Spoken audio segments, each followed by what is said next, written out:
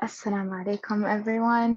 For probably the last time in an immunopass session, this is Farah Abul Rub. I am a third-year medical student, and for today, I'll be taking you guys through the last three lectures, which I will be explaining. As I mentioned in the previous past session, the last three lectures included in your final, I will not be going over, just because I feel like the basics of immunology would have all been covered and you have enough of a grip on everything to know what to do and how to go about things. And in future blocks, Immuno will only have like one, maximum two lectures, so hopefully you won't need any help. It's just those are the basics. As long as you have a good ground to stand on, you should be more than good to pass through everything, inshallah. So for this session, we will be going over Lecture 10, T and B cell interactions, Lecture 11, Cytotoxic T cells and other lymphocytes, and Lecture 12, hypersensitivity, disorders caused by immune reactions. Finally, we will wrap up with a couple of practice questions just to make sure that you guys are on board, just to clear up any doubts that you guys have, and hopefully they will be beneficial for your final. Before we get started, any questions at all for the 16th time? All right. Someone is saying that my audio is still a bit off. Is anyone else having that same issue?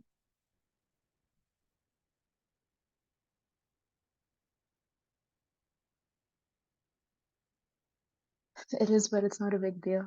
Sometimes it is. Okay, wait. I will glue myself to my laptop somehow. I'll get it closer because I'm wearing headphones. Does this make it any better? Yep. Okay. If at any point you guys can't hear me properly, just let me know and I will try my best to like make it work.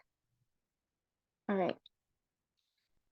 Now, before we get started with everything, let's go over a quick recap of the pre-midterm material that you guys will need in order to ace this session. First of all, let's go over the types of B lymphocyte antibodies. We had our B1 antibodies, which I told you guys was kind of an innate form of the B cell that is only capable of producing non-specific IgM, and this was T cell independent, right? And humans are born with these types of cells. Our other types of cells were our B2 antibodies that were very specific. They had a much higher affinity. They were able to become memory cells. And these are our T-dependent B antigens. So these are the ones that can be induced during vaccination, during infection, because as I told you guys, they can form into memory B cells. All right. Now, our antibody repertoire is basically the collection of or panel of antibody specificities that we have, and that is based on how much exposure we receive and how much we are able to develop against that exposed antigen. We also mentioned that we have different types of immunoglobulins, which are our antibodies on our B cells. We had our IgM, which I told you guys is like the mother. That is your first responder, but she's not necessarily very specific. Our IgG, which is our grandmother, she's super, super specific and she remembers everything very well, right? Because she's been there for a very long time now as a generational grandmother, so she has a lot of memory of the things that happened before. Our IgA, A for abundant, it is the most abundant. However, you don't see it very often because it is shed in the body fluids and it is always present in mucosal tissue. So think of your nasopharynx, think of your GI mucosa, so on and so forth. IgE, I told you egg. Some people are allergic to eggs, so it's important in allergic reactions, and also E for eosinophil. So when we have a parasitic sort of infection. Now, IgD, I told you guys, is mostly membrane bound, and you typically see it in the developmental stages of the antibody, so it's not very prominent. However, just keep in mind that it is there during development, but it doesn't have much of a function. We also talked about our hapten carrier complex. Haptens are antigenic molecules that are too small to elicit an immune response on their own. So what they do is they attach to a larger carrier molecule in order to have this clustering in which they're able to elicit an immune response by the antibodies. We also spoke about how our MHC class 1 should be present on all nucleated cells.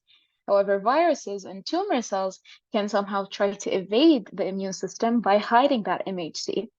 So natural killer cells, unlike cytotoxic T cells, which just recognize an abnormal MHC, natural killer cells can recognize an absent MHC, and then they can kill that cell. Next up, we also spoke about this cell, which I told you guys she has curly hair, she is super irritable, she is a granulocyte, she has a lot of freckles, and she like just blows up over nothing. This was our mast cell. Mast cells typically contain histamine or vasoactive amines within those granules that they have. And then once they are aggravated, once they are irritated, they will have this degranulation. They'll release those dense granules, and that this will cause an inflammatory process or an allergic reaction where we have this vasodilation, we have this edema, so on and so forth. If that's all clear, we can now move to our first lecture of the day, which is T and B cell interactions. Are you guys all good on everything so far? Yes, perfect. Okay.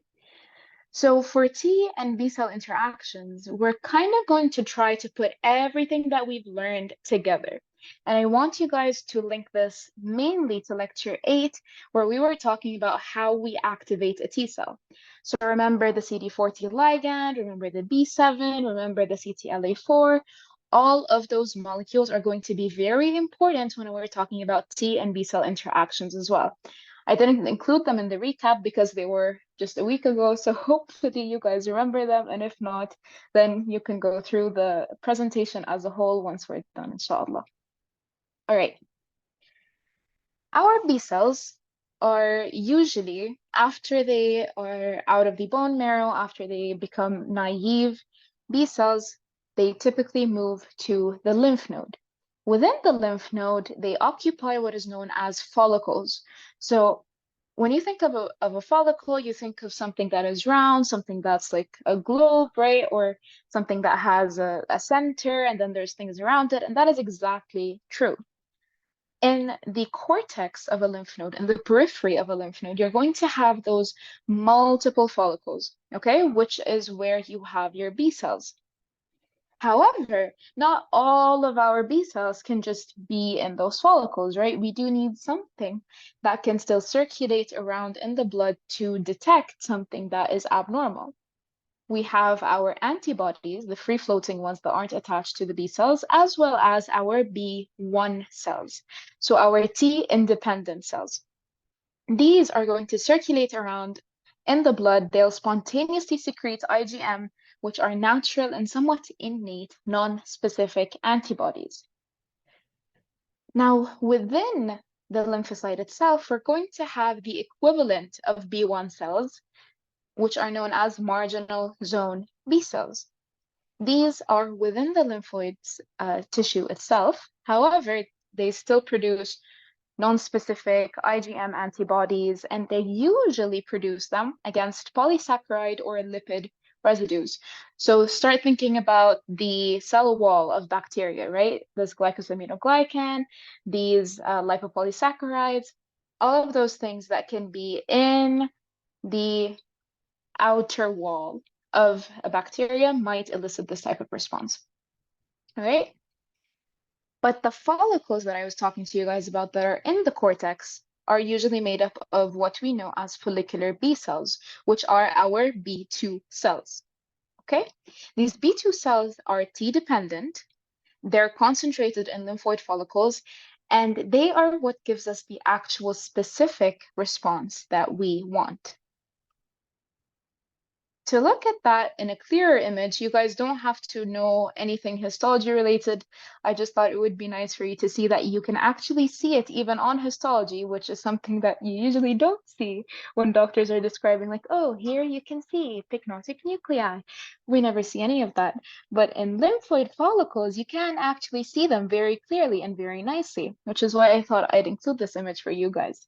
So if you look at them here, you can see that they have somewhat of a lighter center and a darker periphery, right? And they are circular. You can see them in the cortex. Then as you move closer towards the medulla, they somewhat disappear. And that is because the B cells are in a separate zone than the T cells.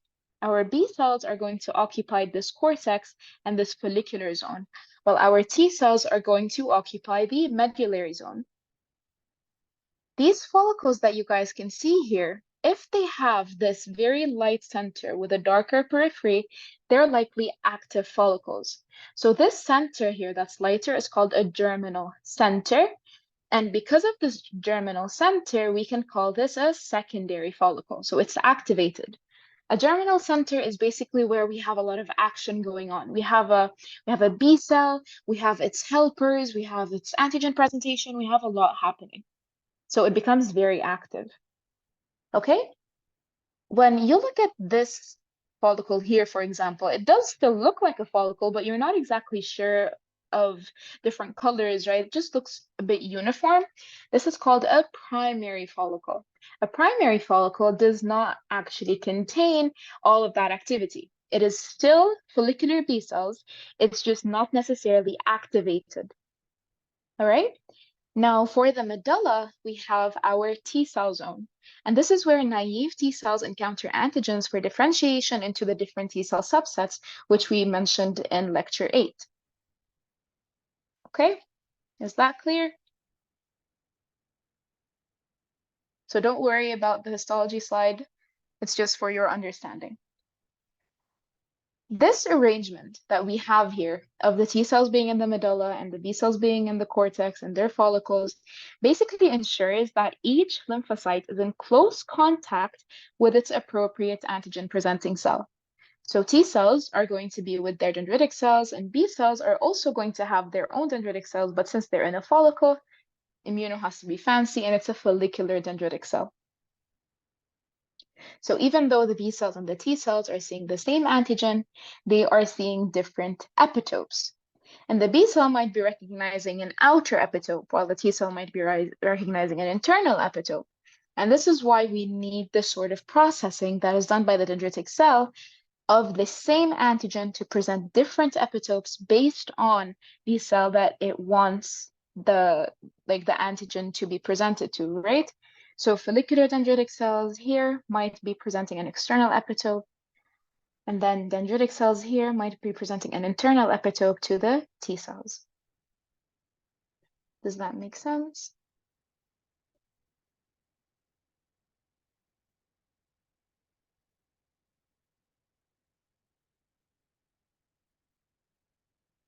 Yes. Okay. Moving on, as an antigen passes through the lymphatic system, special dendritic cells that I just told you guys about and macrophages in the lymph node are going to bind to these antigens. But uniquely, which isn't something that we typically see, they won't phagocytose that, unlike what they usually do when they process it all and then they present it. They will not phagocytose it, but they will present it. Okay? So they take that antigen as a whole. They don't phagocytose it, but they will present it to naive B lymphocytes. Now, naive B lymphocytes, I mentioned to you guys, will always, always, always start with IgM. And I mentioned to you guys that IgD receptors are just there during the development, so don't worry about them too much. Just know that these naive B lymphocytes are going to have IgM and IgD. Now, after this B cell sees the antigen, it is going to use that for two purposes.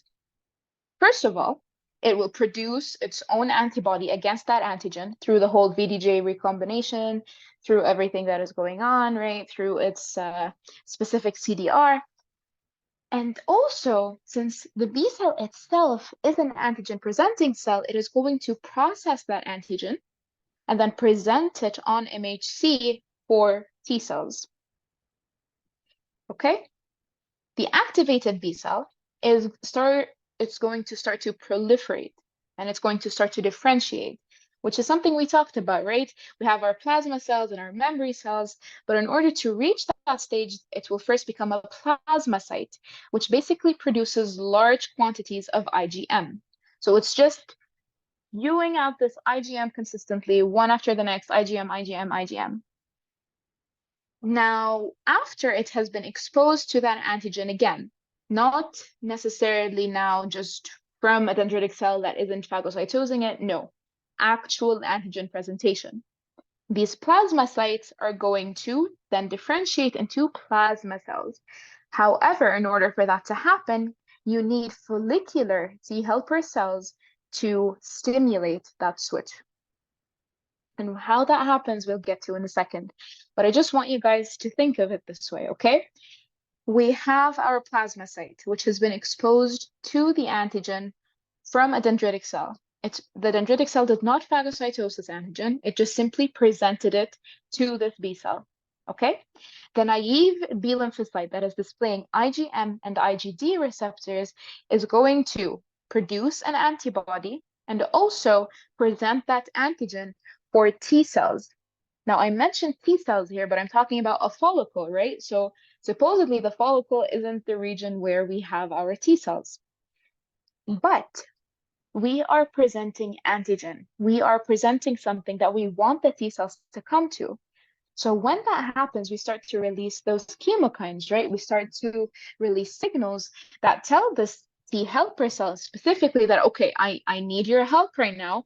I want you to come here. I want you to do this thing for me. I need you to activate this specific type of response. Because that happens, the T helper cells are going to come towards the follicle and they will become follicular T helper cells. These follicular T helper cells are going to help the plasmacytes to differentiate further into plasma cells. These plasma cells happen upon second exposure to that antigen and they produce higher affinity antibodies. I'm not saying that they produce IgG, I'm just saying that they will produce higher affinity antibodies. This is the process of clonal selection. Does this kind of ring a bell? Does it sound a lot similar to something that we discussed before? Clonal selection.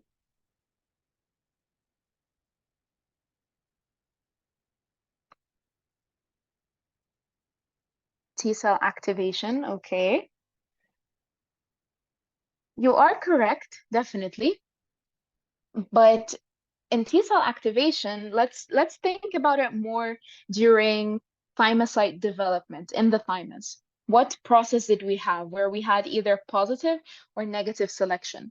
It was called what? Clonal deletion, right? So clonal deletion is basically the opposite of clonal selection. In clonal deletion, you will have the bone marrow cells, the developing B cells, they're producing a functional B cell receptor that is recognizing self-antigens, and then they're going to delete all the autoreactive B cells, right? So that is within the bone marrow itself for B cells and within the thymus for T cells, where they will destroy the ones that bind either too strongly to self or do not have a functional receptor at all. In clonal selection, the opposite happens. So the B cell comes out with B cell receptors that have the highest affinity of non-self antigen rather than self. Let me say that again. In clonal deletion, we are presenting our cells with self antigen. They are sterile sites, right? I told you guys that I'm not having any bacteria or viruses here. So in those sterile sites, the dendritic cells, the macrophages, are going to present with self-antigen, okay?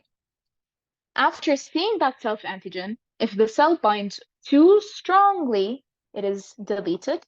And if it does not bind at all, it is also deleted. However, in clonal selection, we are presenting non-self-antigen. And we are selecting the B cells which have receptors that have the highest affinity for this non-self antigen. And the process of taking the plasmacytes to plasma cells follows this clonal selection pattern. Does that make sense?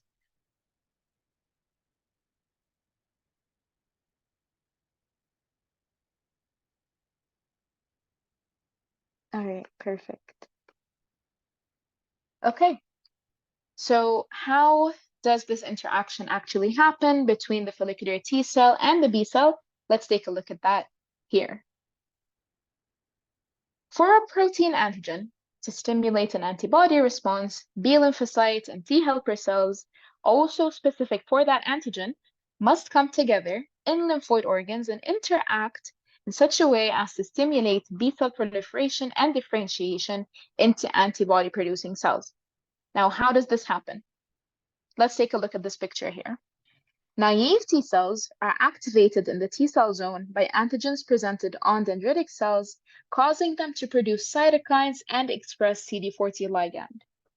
Remember that CD40 ligand was basically what the T cell starts to express when it wants to go to an antigen presenting cell and activate it, right? The CD40 ligand allowed the antigen presenting cell to present B7, which is the main co-stimulatory molecule. Now, as the dendritic cells present this naive CD4 positive T helper cell with an antigen, mind you, this is the same antigen that is getting presented on the B cell, to the B cell, sorry, okay? These naive CD4 cells are going to start to produce cytokines and express CD40 ligand.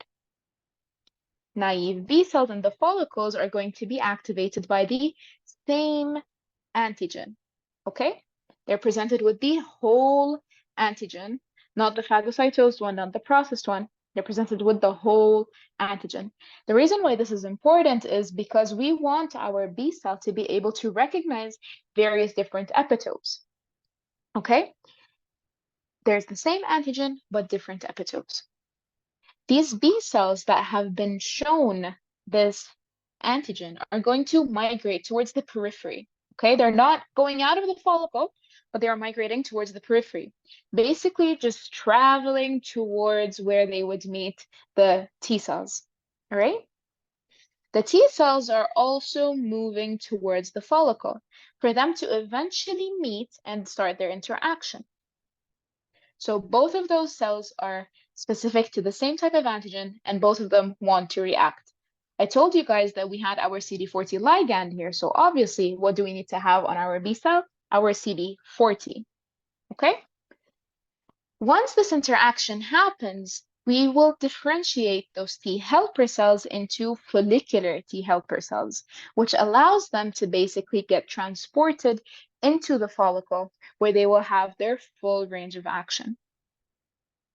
Okay? Is that clear?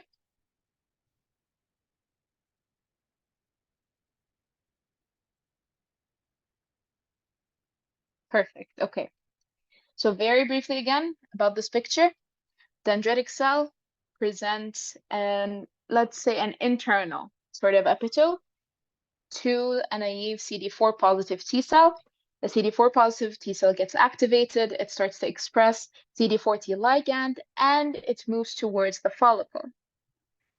A B cell is also getting presented with the same antigen, but not necessarily the same epitope of that antigen.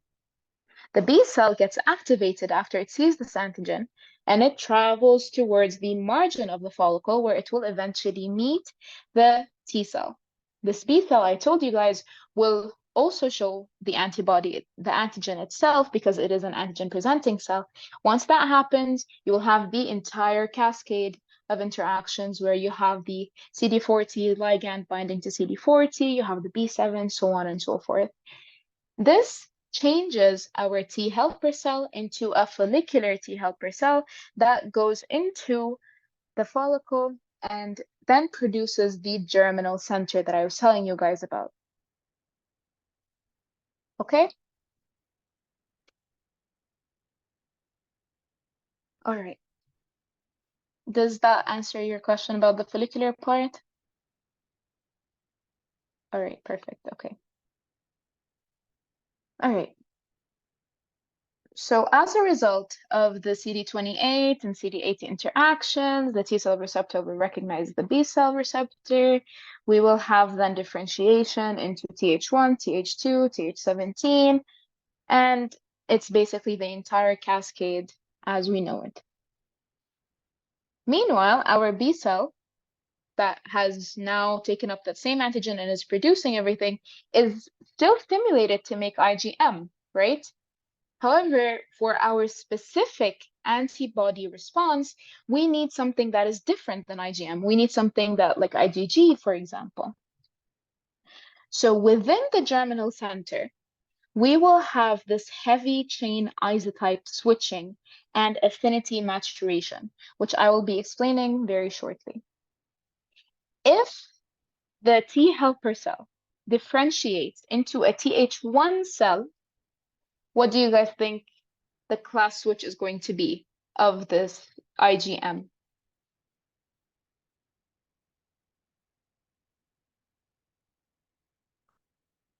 G, perfect. If it is a Th2 cell, what will it stimulate? Exactly, perfect, IgE. So this is not only through the cytokines, interferon gamma or interleukin 4, but it's also because of the ligand interaction itself, right? It's because of the antigen that gets presented. Now, some people are stuck on just IgM. They cannot produce anything except IgM. And this is called hyper IgM syndrome. And in patients like this, you don't really expect a very specialized type of response, right? They are still antibodies, they are still part of the adaptive immune system, but they're missing out on a lot of the other features that you can see. Does that make sense? All right. Moving on to the next portion. Now, the protein antigens are recognized by specific B cells. And as I told you guys, they're usually an external peptide, okay? The internal peptide is usually recognized by a T cell receptor after antigenic processing. And I'm not saying this is necessarily to present on MHC class 1 because it's an intracellular. No, no, no. It's just that as I go through the antigenic processing, it's something that went inside, right? It went inside the dendritic cell. It's an internal peptide, and then it got processed to show on the T cell receptor. So the B cell recognizes one epitope of an intact antigen, and then it is going to display a different epitope for the recognition by the T cell. It's going to display the internal peptide that it processed and then presented on MHC class 2. This is called linked recognition. And this is basically similar to a hapten carrier effect, where the B cell is recognizing the epitope of an antigen, and the T cell is recognizing the epitope of the carrier complex. Does that make sense?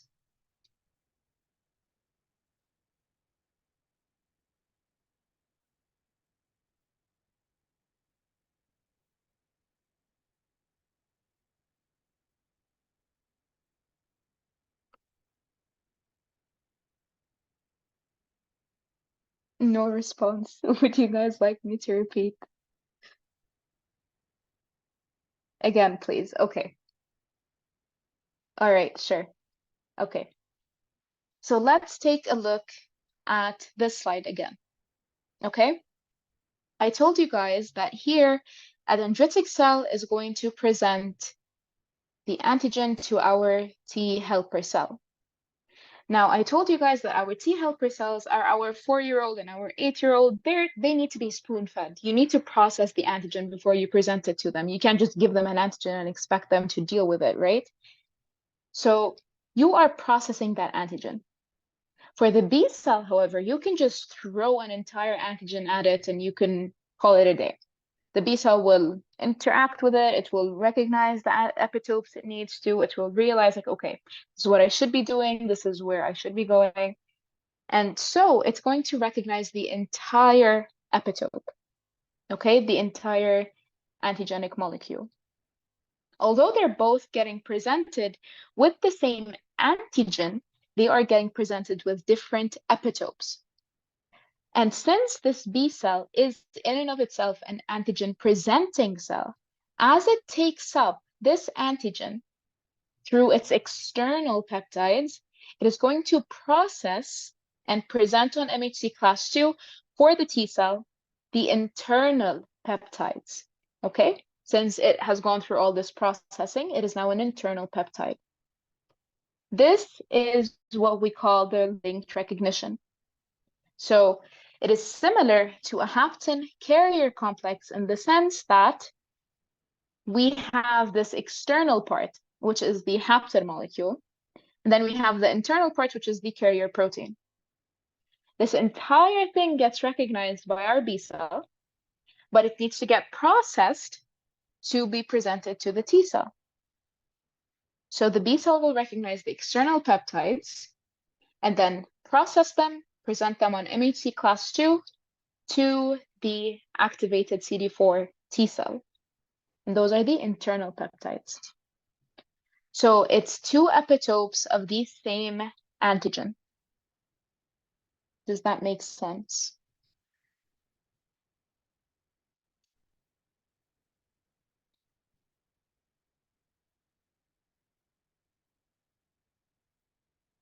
Yes. So we process the protein in order to present it to the T cell.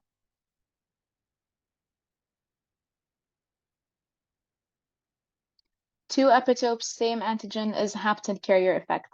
It is not necessarily a hapten carrier effect. It is similar to a hapten carrier effect in the sense that the external peptide acts as the hapten and the internal peptide acts as the carrier molecule. Now, this is very similar to what would happen in an actual hapten carrier effect. So if we were to have a hapten carrier, the hapten will get processed by the B cell, okay? And then afterwards, the protein complex that the hapten is using in order to form that clustering is going to get presented to a T helper cell after the antigenic processing.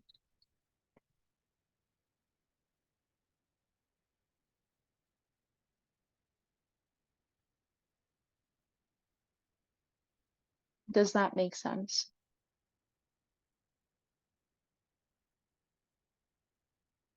A bit, yes. Okay. Would you like me to explain this differently? Would you like me to go over it again? I completely don't mind.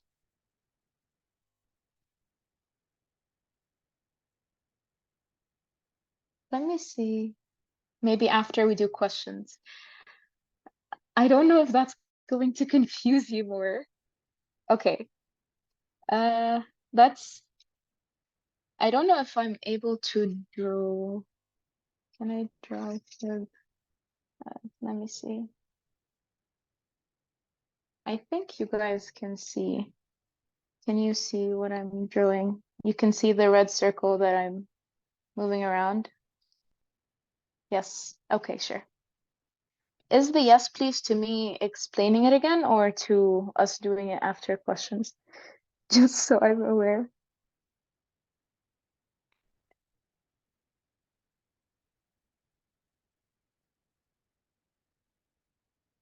Explain again. All right, perfect. Okay. I personally really like to explain things by drawing, so hopefully this will help you guys get a better idea. But basically, the way I want you to think about this is actually maybe I should get a clear slide so that you guys can see the whole thing. Just a second.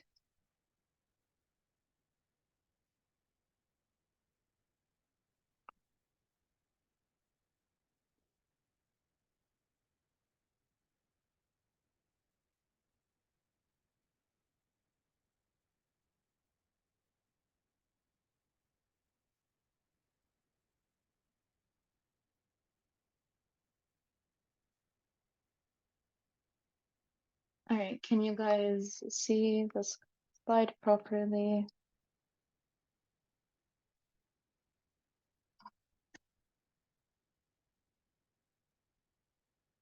And can you see my drawing? Okay. So let's take this step by step.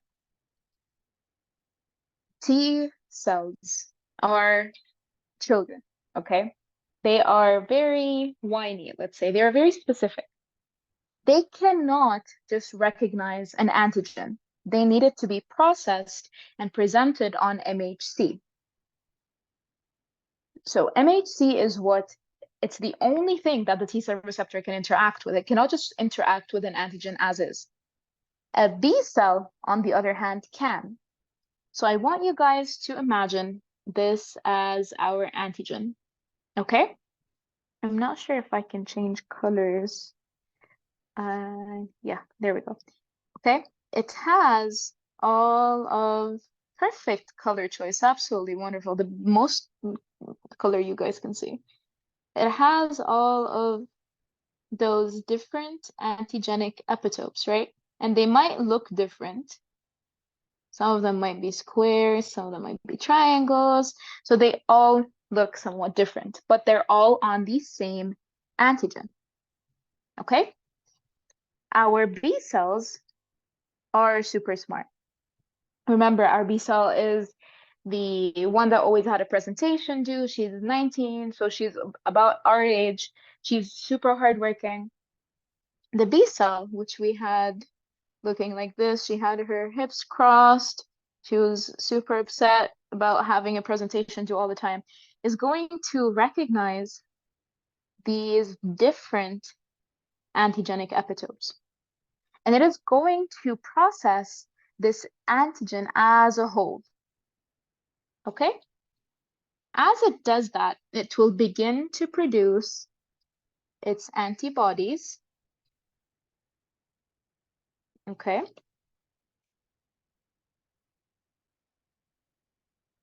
But also, it is going to begin to process that antigen within the rough endoplasmic reticulum to present it on MHC class 2. Okay? Now, as it presents it, I want you guys to imagine that this is just one peptide that I'm presenting. I'm not presenting this entire antigen. It is too huge. Okay? So look at the size of this entire antigen. Look at the size of those epitopes, right? So when I'm presenting on MHC, I am only presenting one epitope. Okay? Meanwhile, our B cell was able to recognize an entire antigenic molecule. And so it's going to basically see that, okay, these are external epitopes, these are external recognition points that I'm able to see. However, I need to process these very well in order to display them to my T helper cell. The T helper cell is going to stand there with its T cell receptor, and it's going to just wait. As the B cell presents the T cell receptor with its MHC, it is going to stimulate it to become this follicular T helper cell and all that. Now, the antigenic peptide that it is processing is not the same that the B cell saw, right? It's just showing it just a single epitope. It's not showing it the entire antigenic molecule that this epitope was connected to. In that sense, we have this linked recognition where our B cell can recognize an external epitope. Meanwhile, our T helper cell can only recognize the internal epitope, which has been processed. So as this entire antigenic molecule goes through the B cell, it's going to get chopped up into smaller pieces, and then we're going to start to take the epitopes alone and present them. So in that sense, the B cell is able to recognize external epitopes, while the T cell is only able to recognize internal epitopes, and it's much smaller in its range. So because of that, its response is going to be a lot more specific. Its response is going to be more centered, and it will cause then the activation of those B cells to form antibodies that are specific to this epitope. This is similar to a hapten carrier complex in the sense that we also have this huge protein, and then we have our small hapten molecule. So after we process that, we're only showing a small portion of this otherwise very large antigenic peptide. Does this make sense?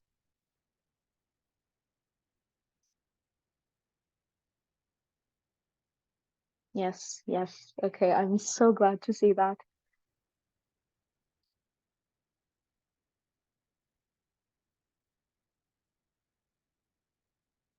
So although this is not, I don't think you guys can see the pen just a second. Although, oh, oh, okay, we moved slides. Although this is not necessarily a hapten carrier complex in and of itself, it behaves similarly to a hapten carrier complex that would get presented by a B cell to a T helper cell, in the sense that it is a small molecule, which is the epitope that we're talking about, that is attached to a much larger protein that gets processed. Does that make sense?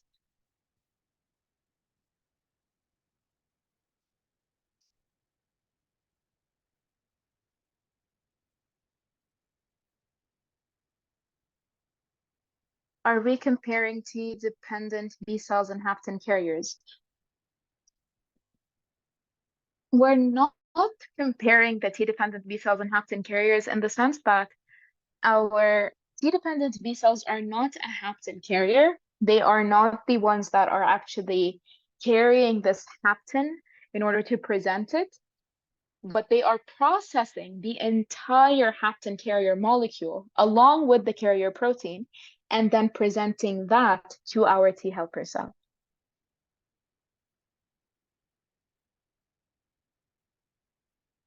So we're comparing the hapten carrier with our entire antibody that has multiple different epitopes.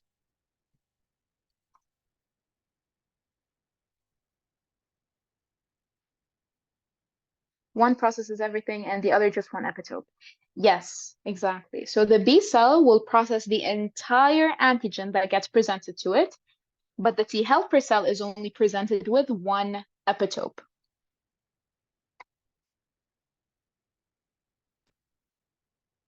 Okay?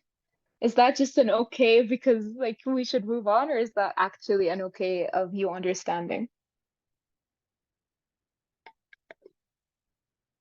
Because I don't want us to move to anything if you don't understand. I don't mind staying here for hours.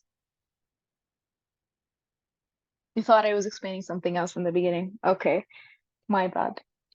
Do you understand it well now?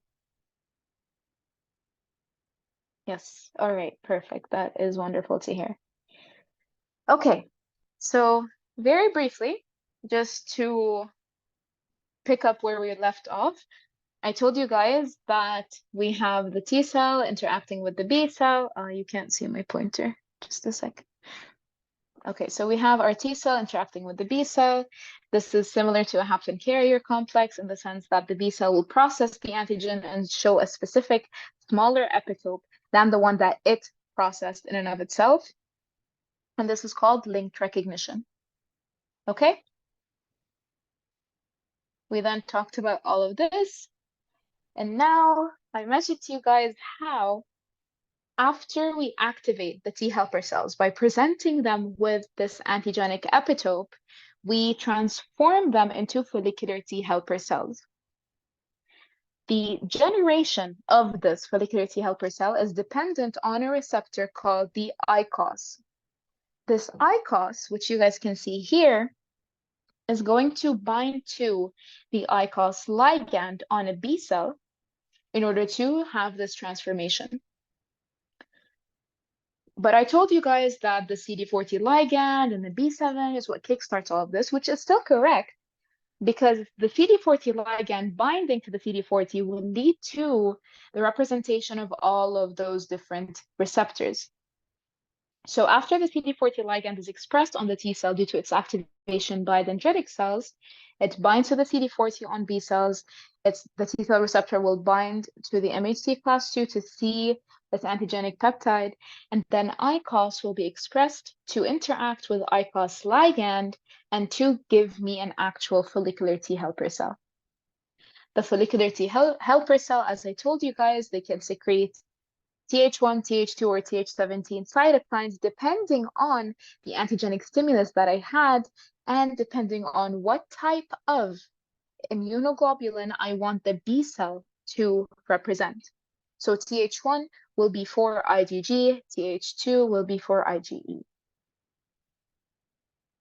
Those activated B cells from the extrafollicular areas where they met those T cells are going to travel back with the follicular T helper cells into the germinal center that I told you guys about. And this is where they're going to begin to divide very rapidly. Does that make sense?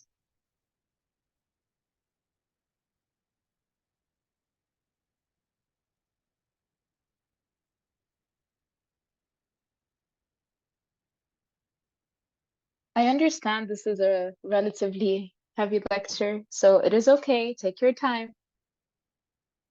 Okay. This is a very integral part of immunity, so I don't want you guys to feel like there's anything you're not catching up on. So in the initial T and B cell interaction, which occurs outside of the lymphoid follicle, we have the production of low levels of antibodies that might be switched to different isotypes, but they are still of low affinity. And we have our plasma cells that are in these extracellular foci. They are short-lived and they produce antibodies for a short amount of time. They're plasmablasts, which then move to the germinal center and will have all of that differentiation and all that proliferation. How does that happen? And how do we have that class switch? In T-dependent responses, the activated IgM, IgD expressing B cells are going to undergo heavy chain, so Fc region, isotype class switching, after this interaction of the CD40 ligand. And this takes place at the level of the DNA. So the B cells are going to change the isotypes of the antibodies they produce by changing the constant Fc regions from Ig mu, so mu for IgM, to Ig delta for IgD, or Ig gamma for IgG, Ig alpha for IgA, or Ig epsilon for IgE. This is very important to note that we don't change the antibody specificity. We're not changing our FAB region. We're not changing our hypervariable region. Now, why is that? It is because we have already seen the antigen that we want to be specific to. If I'm starting to change that antibody, then what's the point, right? I'm no longer going to be able to recognize that antigen that I just saw. I'm going to start to look at something else, and that's not really helpful. However, based on that antigen that I just saw on my FAB region, I can then class switch or move to a different isotype in my FC region in order to have a stronger or more suitable response. So based on what we just discussed about Th1, Th2, and Th17, interferon gamma, which is the main cytokine for Th1, induces the switch to IgG. Interleukin 4, which is the signature cytokine of Th2, induces the switch to IgE. And then when I'm talking about the mucosa and mucosal barriers, I told you guys that IgA is typically there, right? And IgA is one that is stimulated by something that wants us to heal. It's something that wants us to grow, which is our TGF beta. Now, CD40 signals, after binding to the CD40 ligand, are going to work together with other cytokines to induce this isotype switching. The way they do that is through a key enzyme that is called AID. So think of it this way. AID is going to aid us in changing the class of our antibody. We will have this recombination in the Fc region at the level of the DNA, where the enzyme loops out the gene coding for IgM and it's going to select one of the downstream isotype and link it to the already rearranged VDJ. Okay? So we have our VDJ sequence for our actual hypervariable regions. And then we had our constant region, which was always IgM. This aid is going to come and work on this constant region. And it's going to select one of the downstream isotype and link it to the already rearranged VDJ. mRNA is going to take that same VDJ, but it's going to take another antibody isotype. And this is basically how we have this class switching of our FC region, where we move from IgM to IgG to IgE to IgA, or even to IgD. Okay? But IgD is not beneficial, so it does not happen. However, it is possible. Does that make sense?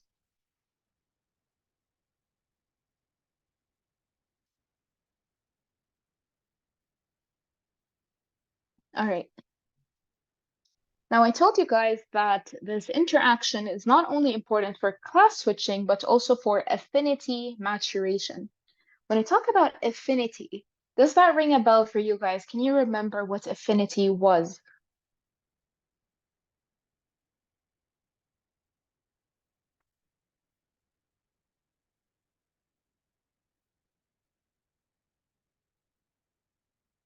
Clonal selection, okay. You are correct in the sense that we want the ones with the highest affinity. So what does affinity in and of itself mean? From our previous session, exactly, perfect, binding. So affinity is the strength of binding, right? Where specific antibodies are going to have higher affinities for specific antigenic epitopes. Affinity maturation, from the name, is basically when we have this hypermutation, okay, within our hypervariable region in order to make it even more specific and to have an even stronger binding, okay? And you are very correct in the fact that this is clonal selection, where the B cells that have the strongest affinity to non-self antigen are going to be selected. Okay? So the way that this affinity maturation occurs is also using our aid. It's similar to TDT, which would have those random nucleotide insertions and deletions in our VDJ, where the somatic hypermutations are going to occur in the V region mainly. It can happen in D and J as well, but mainly in the V region. And it's going to cause these clustered mutations that cause this switching, that cause this increase in affinity. And because we know that IgG has more specificity than IgM, we expect to have more mutations in IgG than in IgM. Does that make sense? Yes. All right, perfect. So this affinity maturation will only happen, remember, after we have the interaction with CD40 and CD40 ligand with the follicular T helper cells. And this basically drives us to produce antibodies that are more specific and to just fixate on one specific antibody for a specific type of antigen. Vaccines use this method very often, where they basically try to induce this somatic hypermutation towards a specific antigen that they present to your body. To look at that more closely, we have a vaccine, okay, that can potentially have a capsular polysaccharide that can just go straight to B1 cells, or we can have basically this hapten carrier conjugate, okay, which is why it's called the conjugate vaccine, that carries that antigen that we want the body to get accustomed to. It carries that viral antigen, let's say, for COVID-19, for example, even though COVID-19 is not a conjugate vaccine, but just for like example's sake. Let's say COVID-19 vaccine, it's going to carry a viral antigen, okay, a specific epitope, And then it's going to take that to a B cell. The B cell will process it, present it to T cells, and then it is going to have the entire cascade of affinity maturation where we have aid that causes an Fc switch, typically to IgG, which is used more in memory cells. And we will have the affinity maturation so that we have very specific antibodies for that viral antigen. Does that make sense?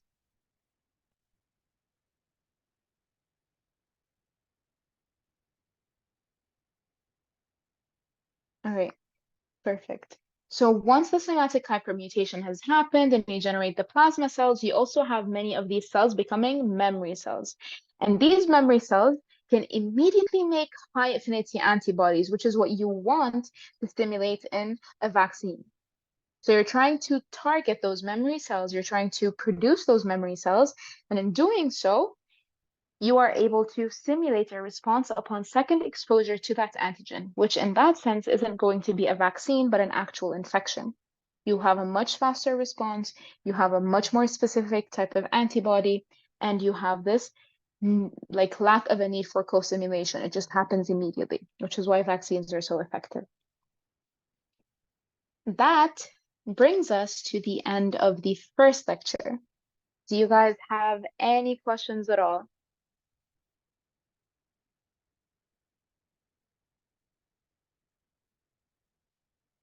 No, perfect. Anyone else?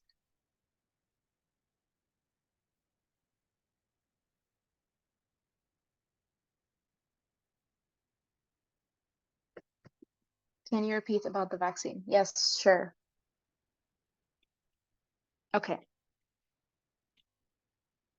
So, in order to repeat about the vaccine, I'll have to go back to this for a second.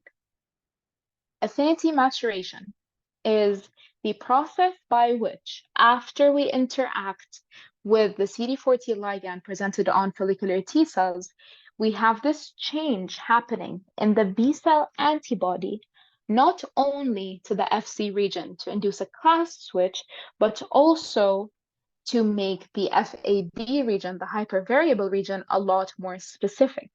So we are maturing its affinity to that antigen. Okay?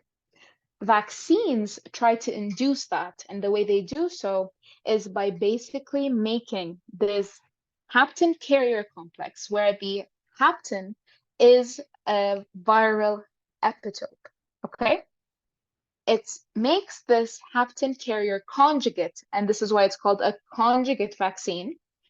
It makes this hapten carrier conjugate, which goes to a B cell. The B cell will process this, present it to a T cell. The CD40 ligand activation will happen. We will have aid, which does affinity maturation as well as class switching.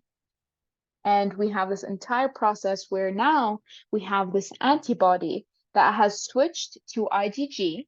And at the same time, it has had a much more high affinity hypervariable region to that antigen.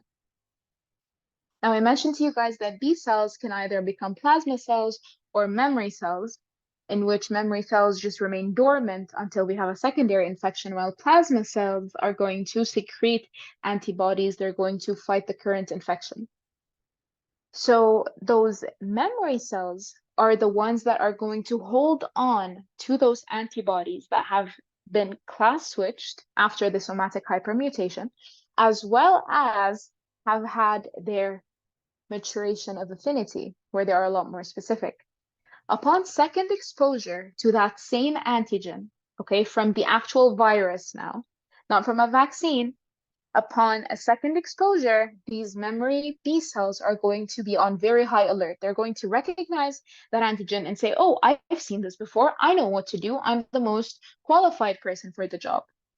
So using their high affinity and their FcIgG regions, they're able to combat that infection without having to have the actual effects of that virus taking place.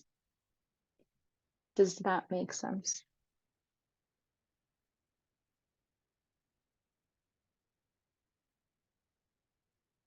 All right, perfect. All right. Any other questions about this lecture?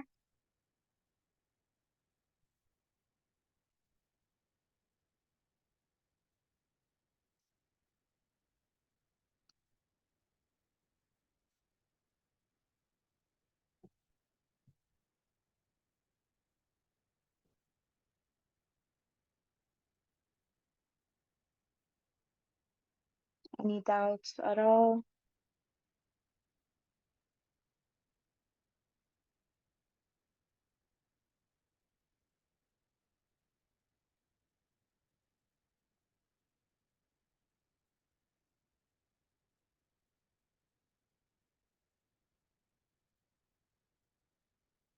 All right. Would you guys like us to take a break or should we move on to the next lecture immediately? I will give you a break after the second lecture either way, but would you like one now as well? Okay, keep going. All right. So we have spoken about Th1 cells. We have spoken about Th2 cells. We have spoken about Th17 cells. We have even spoken about follicular T helper cells. But there is one type of T cells, specifically T helper cells, that we haven't really mentioned much. I very briefly told you guys about it, but we didn't go over it properly. Can you guys remember what that is?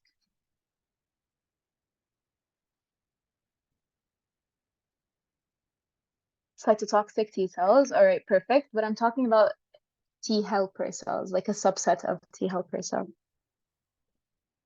T regulatory cells, perfect. All right. So our regulatory T cells, if you guys remember, I told you this is very important. They have or they express transcription factor FOXP3. Okay? Now, regulatory T cells are basically like the moderators of the other types of T helper cells. Okay? They are the gatekeepers, they are the ones that make sure that everyone stays in check. And so their functions will have to pertain to that. Now, this FOXP3 is going to direct the expression of high levels of CD25. CD25 is an anti-inflammatory cytokine that is going to basically help in the secretion of IL-10 and TGF-beta. So its expression leads to the secretion of anti-inflammatory cytokines, IL-10 and TGF-beta. We know that TGF-beta is important in wound healing and it promotes fibrosis and repair as a result of the inflammatory response. Now, this TGF-beta and interleukin-10 are going to suppress T cell, B cell, and natural killer cell activation. And they also reduce the ability of our antigen-presenting cells to stimulate T cells. So they're basically just putting a hold on everything. They're making everything calm down. Okay?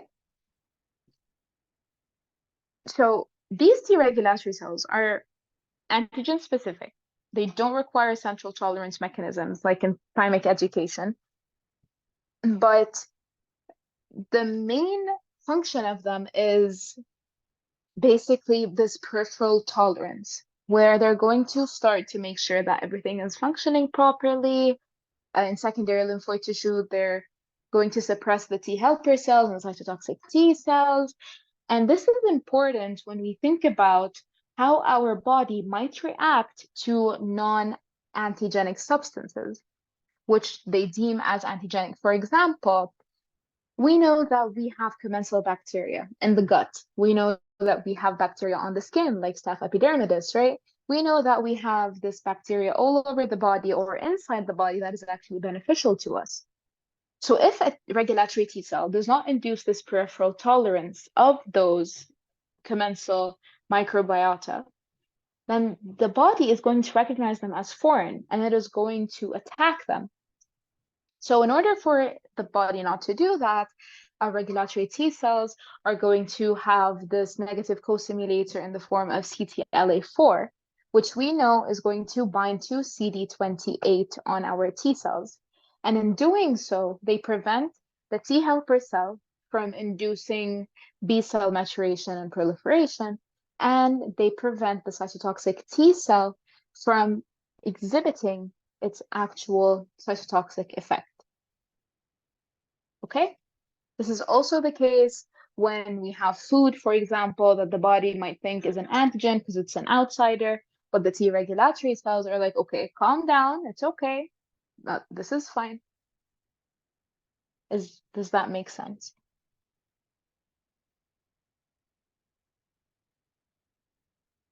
Okay. Now to look more at this interleukin 2R or our CD25, I told you guys that interleukin 2 is a potent or a very important T cell growth factor, right? And just like IL-7, it works for the proliferation and differentiation of antigen-activated naive T cells for clonal expansion. So then, how am I saying that this regulatory T cell will have a negative effect? It won't have a negative effect in the sense that it will stop the activation or the proliferation of T helper cells, but you do need to also realize that T helper cells themselves might become regulatory T cells. Regulatory T cells are a subset. So they're not necessarily doing it for the T cells, are they? The high amounts of high affinity interleukin 2 receptor that it has are going to actually deprive Th1, Th2, and Th17 cells of this growth factor, which means that it is inducing its own proliferation. Interleukin 10 is also going to promote cell survival through a different means, which is by upregulating the expression of BCL2. BCL2 is an anti-apoptotic protein. And the way that it secretes that is through autocrine and paracrine manners. Autocrine is when the cell secretes a hormone or a cytokine that is acting on itself. Paracrine is when you have your neighboring cell that is super close, which once again means that this regulatory T cell really does not care about other types of cells. It is working for itself, by itself. Okay, so it's the opposite of the MSA. Our BCL2, the way that I like to remember this is think of your BLCs and the fact that they want you to survive through med school as best as possible. So BCL2 is an anti-apoptotic protein. Since you are second year, it's BCL2. Does that make sense?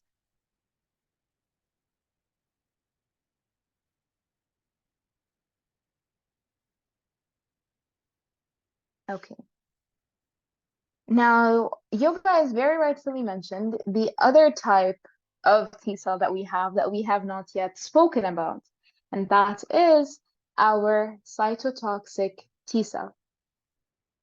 Now, our cytotoxic T cells are this guy right here, where I told you guys he's like this super buff. He tries his best to protect his family, and in the previous lectures, we spoke about CD4 positive T helper cells that recognize antigens on MHC class 2. Their primary function is to produce cytokines that have far-reaching effects. And here, we're going to be talking about a cell that has a direct effect, okay? So it's cytotoxic to the target cell. It's not going to have this very far and wide effect like our T helper cell. Our cytotoxic T cells are CD3, CD8 positive, and they recognize antigens on class 1 MHC. Now, class 1 MHC is going to be for intracellular type of pathogens, right? So this is typically in a virus-infected or a cancer cell. And in addition to their killing ability, cytotoxic T cells are going to secrete a lot of pro-inflammatory cytokines, namely interferon gamma. Now, interferon gamma, as a pro-inflammatory cytokine, is going to recruit a bunch of different cells to the site in order for them to then secrete actually inflammatory cytokines, like, for example, a macrophage, a neutrophil, amongst others. Okay?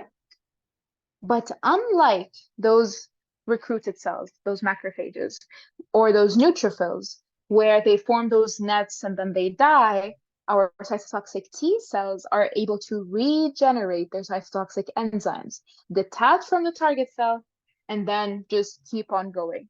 So they are very efficient killers, right? And the way that we know that they are so efficient is because, once again, how I told you guys in immunology, a lot of the things we know about cells is because of their lack, right? When we see someone lacking something, we realize, oh, so that's what that was doing. When children lack these cytotoxic T cells, they often have very regular viral infections. Okay? Now, once activated into an effector cells, the cytotoxic T cell can kill any target expressing antigenic epitope on class 1 MHC, which is from an intracellular sort of presentation. Unlike class 2 MHC, which presents antigens presented by phagocytosing, like external bacteria. So the question is, if these antigens are endogenous, as in a viral infection, where do these antigen-presenting cells acquire these endogenous antigens? Because we won't always have the infection happening to the antigen-presenting cells. And I've asked you guys this question twice before, so I really hope you know where we're going with this. What happens? Damps, okay. You're very, very close. You are correct. But those damps are then going to stimulate the antigen presenting cells to go to that cell, and they will then present that. So this is called what? This entire process? Cross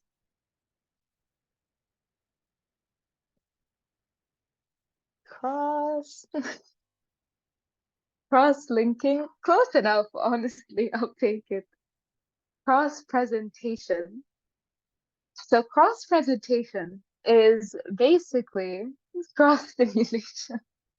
Okay, cross-presentation is basically when we have this cell that is infected with a viral antigen, okay? The cell dies off and it releases those damage-associated molecular patterns or those DAMPs. And then through that, usually a natural killer cell is recruited to the site. It's kind of like sniffs out those DAMPs. What that dendritic cell is going to do is that it will phagocytose the entire cell along with the antigen. As it does that, it will process that antigen and present it on both MHC class 1 and MHC class 2. Okay?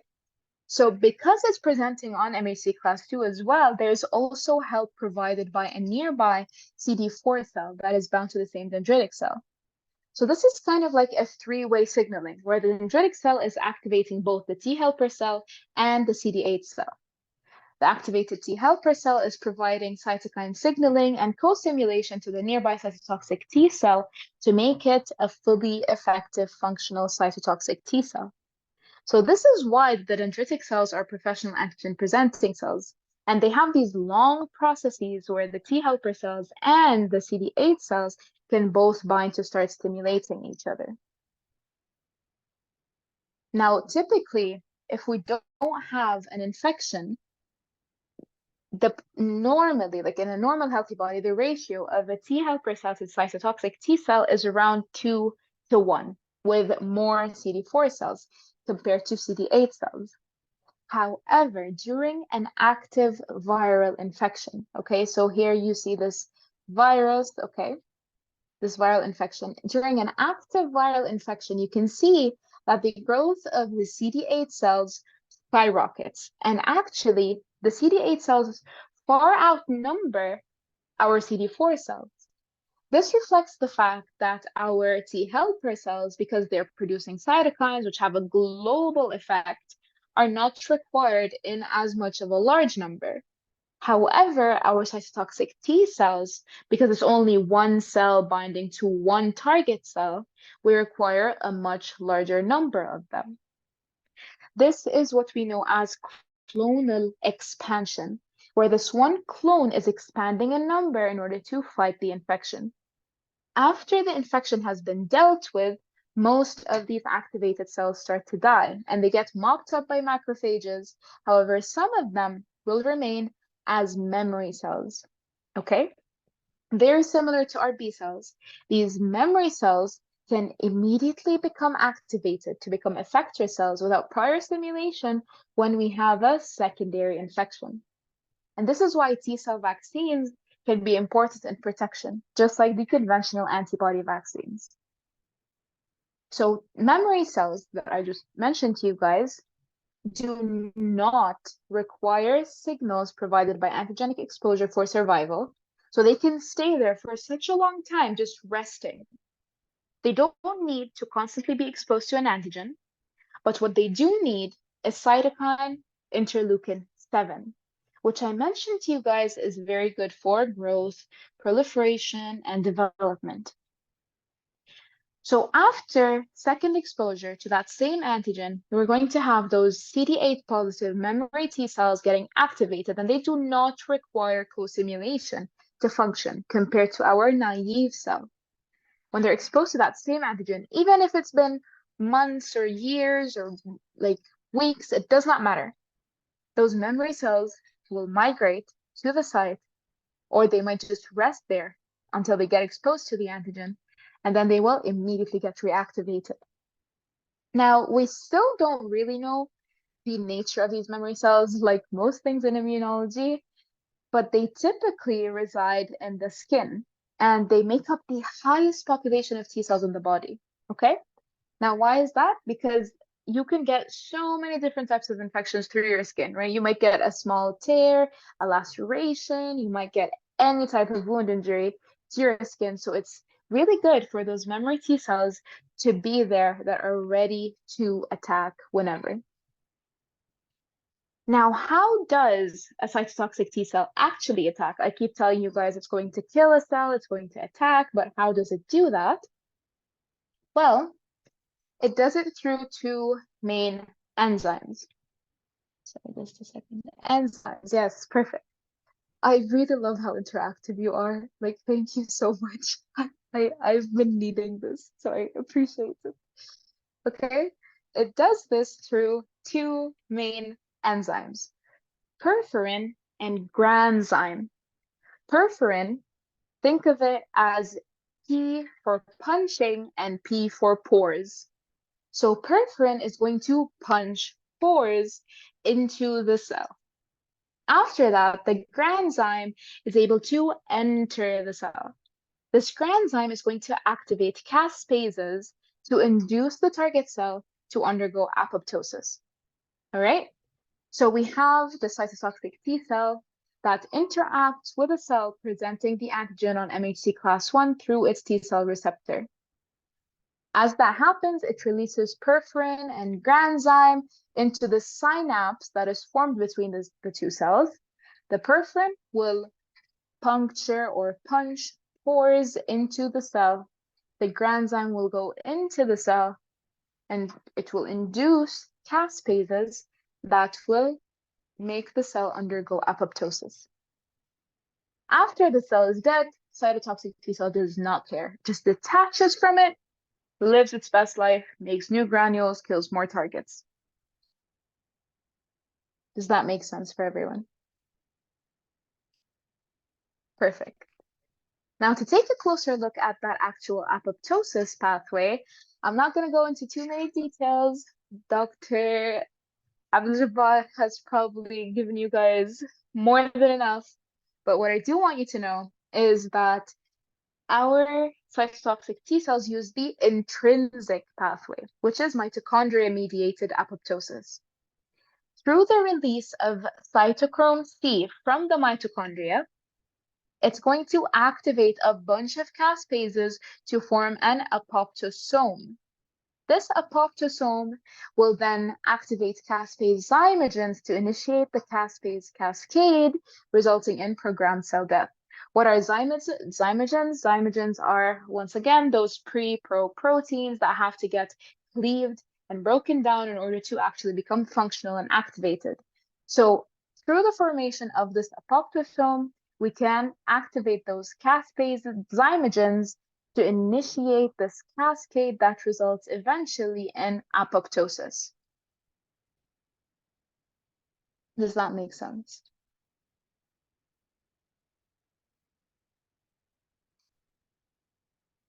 All right.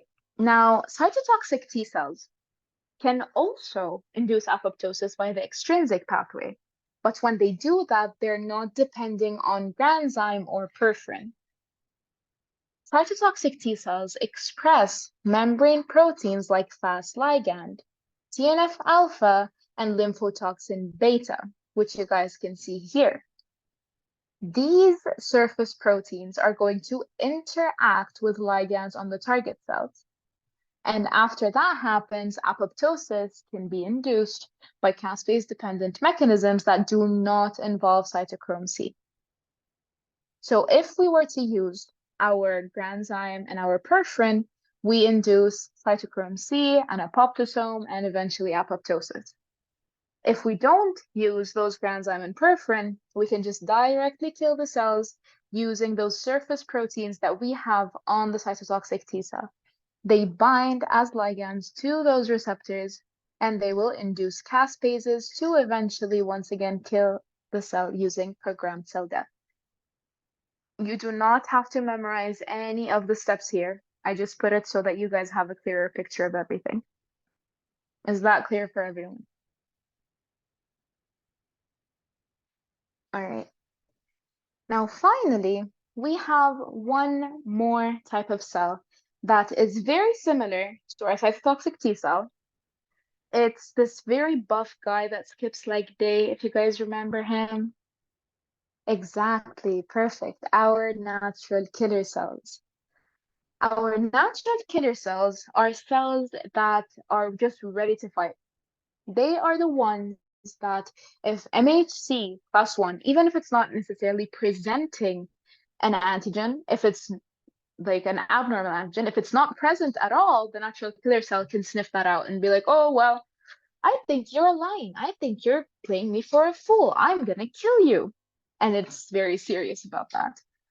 So our natural killer cells are our CD16 cells, and the CD16 is basically the Fc receptor for IgG. Why am I mentioning this? We will know in a second, but just remember that they express CD16 that is the Fc receptor for IgG. Okay? So natural killer cells express the CD16. They are negative for CD3, CD4, and CD8, which are the lymphocyte markers, but they are of lymphoid morphology. Okay? They kill cells directly by secreting interferon gamma, which activates macrophages to become more efficient at killing phagocytosed microbes. So M1 macrophages. So they're kind of mean about it, aren't they? They're like, well, I see what you're trying to do, and I'm gonna kill you, but I don't want to get my own hands dirty. So I'm gonna secrete a pro-inflammatory cytokine that will stimulate M1 macrophages to get produced and to come and kill you themselves. Is that clear?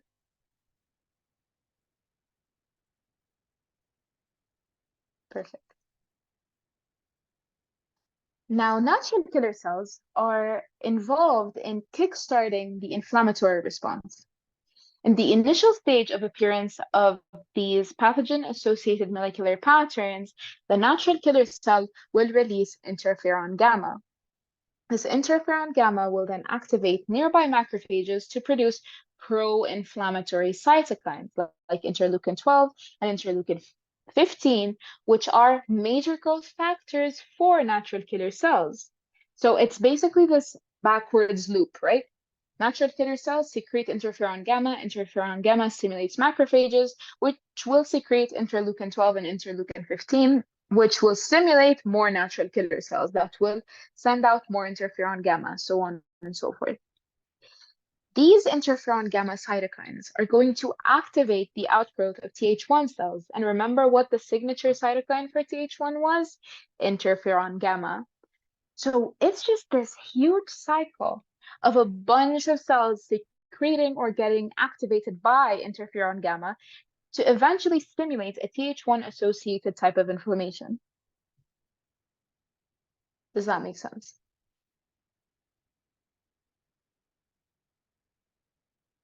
All right. Now, our natural killer cells, in order for them to calm down a bit, in order for them to like be controlled, they will have a combination of negative and positive signals that determine whether that natural killer cell should attack or whether it should leave that cell alone. Okay? Now, it's kind of a summative effect in the sense that one cell will not only be showing positive or negative signals, but whichever one prevails is the one that the natural killer cell is actually going to respond to. So if the natural killer cell recognizes self-antigen on class 1 on a healthy cell, this is a negative signal to the natural killer cell for it to not attack. A positive signal is in a killed stress cell, a tumor cell, a virus-infected cell where MHC is not expressed or it is altered. Now, the way that the natural killer cell actually kills its target is through three main things. Perforin and granzyme, which we already spoke about with our cytotoxic T cell, or they can express TRAIL, which binds to TNFR superfamily death receptors, resulting in apoptosis. You don't have to know the details of this, just memorize TRAIL and TNFR, which, just to make it easier for you guys, you can also see here. So here, TRAIL, R, okay, and TNFR. So they're very, very, very similar to cytotoxic T cells, okay? Or lastly, they will induce antibody-dependent cellular cytotoxicity, which is why I told you guys to remember our CD16 very well. Now, the summative effect of those positive and negatives is exemplified in those cases where inhibitory receptors of natural killer cells are going to block signaling by activating receptors that are specific for class 1 MHC molecules that are presented on healthy cells. There are two major families of inhibitory receptors, KIRs and NKG2.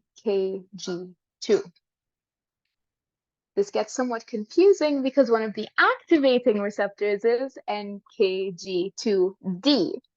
So the way that I like to remember it is if it has a D, it's for death, okay?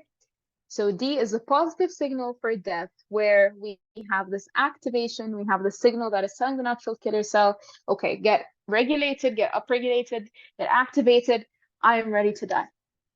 Okay, so the receptors are going to recognize activating signals from cells needing to be killed and downregulating signals from cells that are healthy. When a natural killer cell interacts with another cell, the outcome is determined by the sum total of up and down regulatory signals generated by the target cell surface.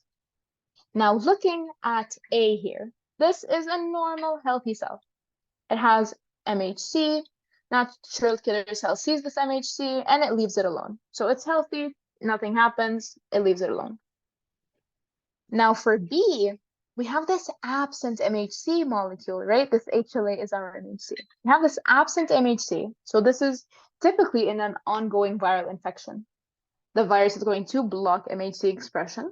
The natural killer cell is going to get a positive signal because this infected cell is showing DAMPs and it is not showing MHC. And this will lead to killing of this cell. Now C, this is somewhat in the middle of an infection where the cell is expressing DAMPs. It's in a lot of stress, but it is still expressing MHC. And in this case, the summative effect where the natural killer cell is like, okay, it might be stressed out, but it is still showing me normal MHC. So what am I going to do here? Which one is outweighing which? And based on the diagram here, you can see it's just one HLA molecule. Meanwhile, we have multiple different DAMPs or multiple different stress signals. And because of that, the natural killer cell will kill the target cell. The opposite happens here, where we have more of the normal negative signal than we have of the positive signal. So the natural killer cell will decide, like, okay, I'm not going to kill this. It is normal. This is potentially in the beginning of an infection. So the cell is still expressing normal MHC, and it's not expressing that many stress signals. So the MHC normal will outweigh, and we will have no lysis of the cell. Is that clear?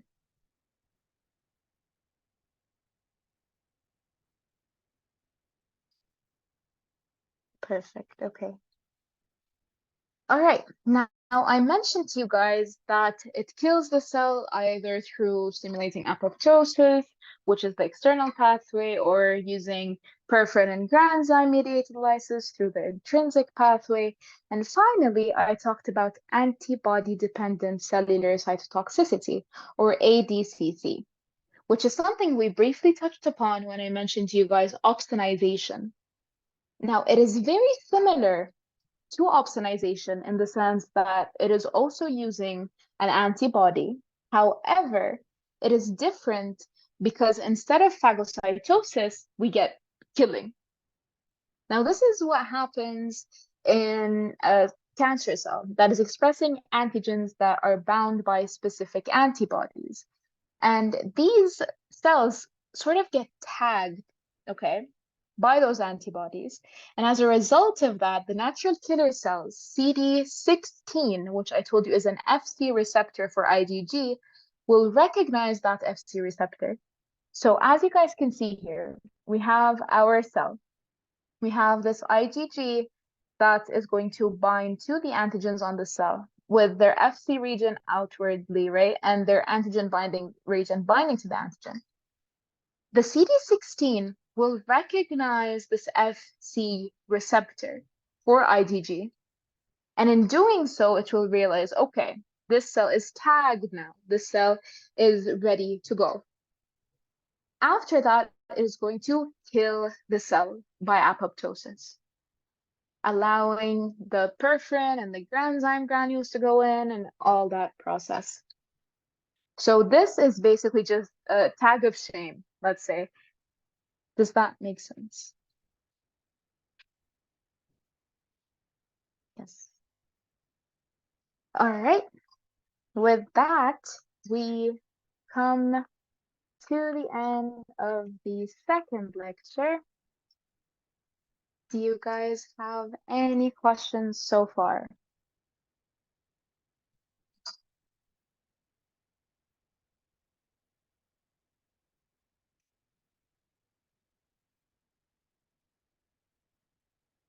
No questions. Perfect. Anyone else?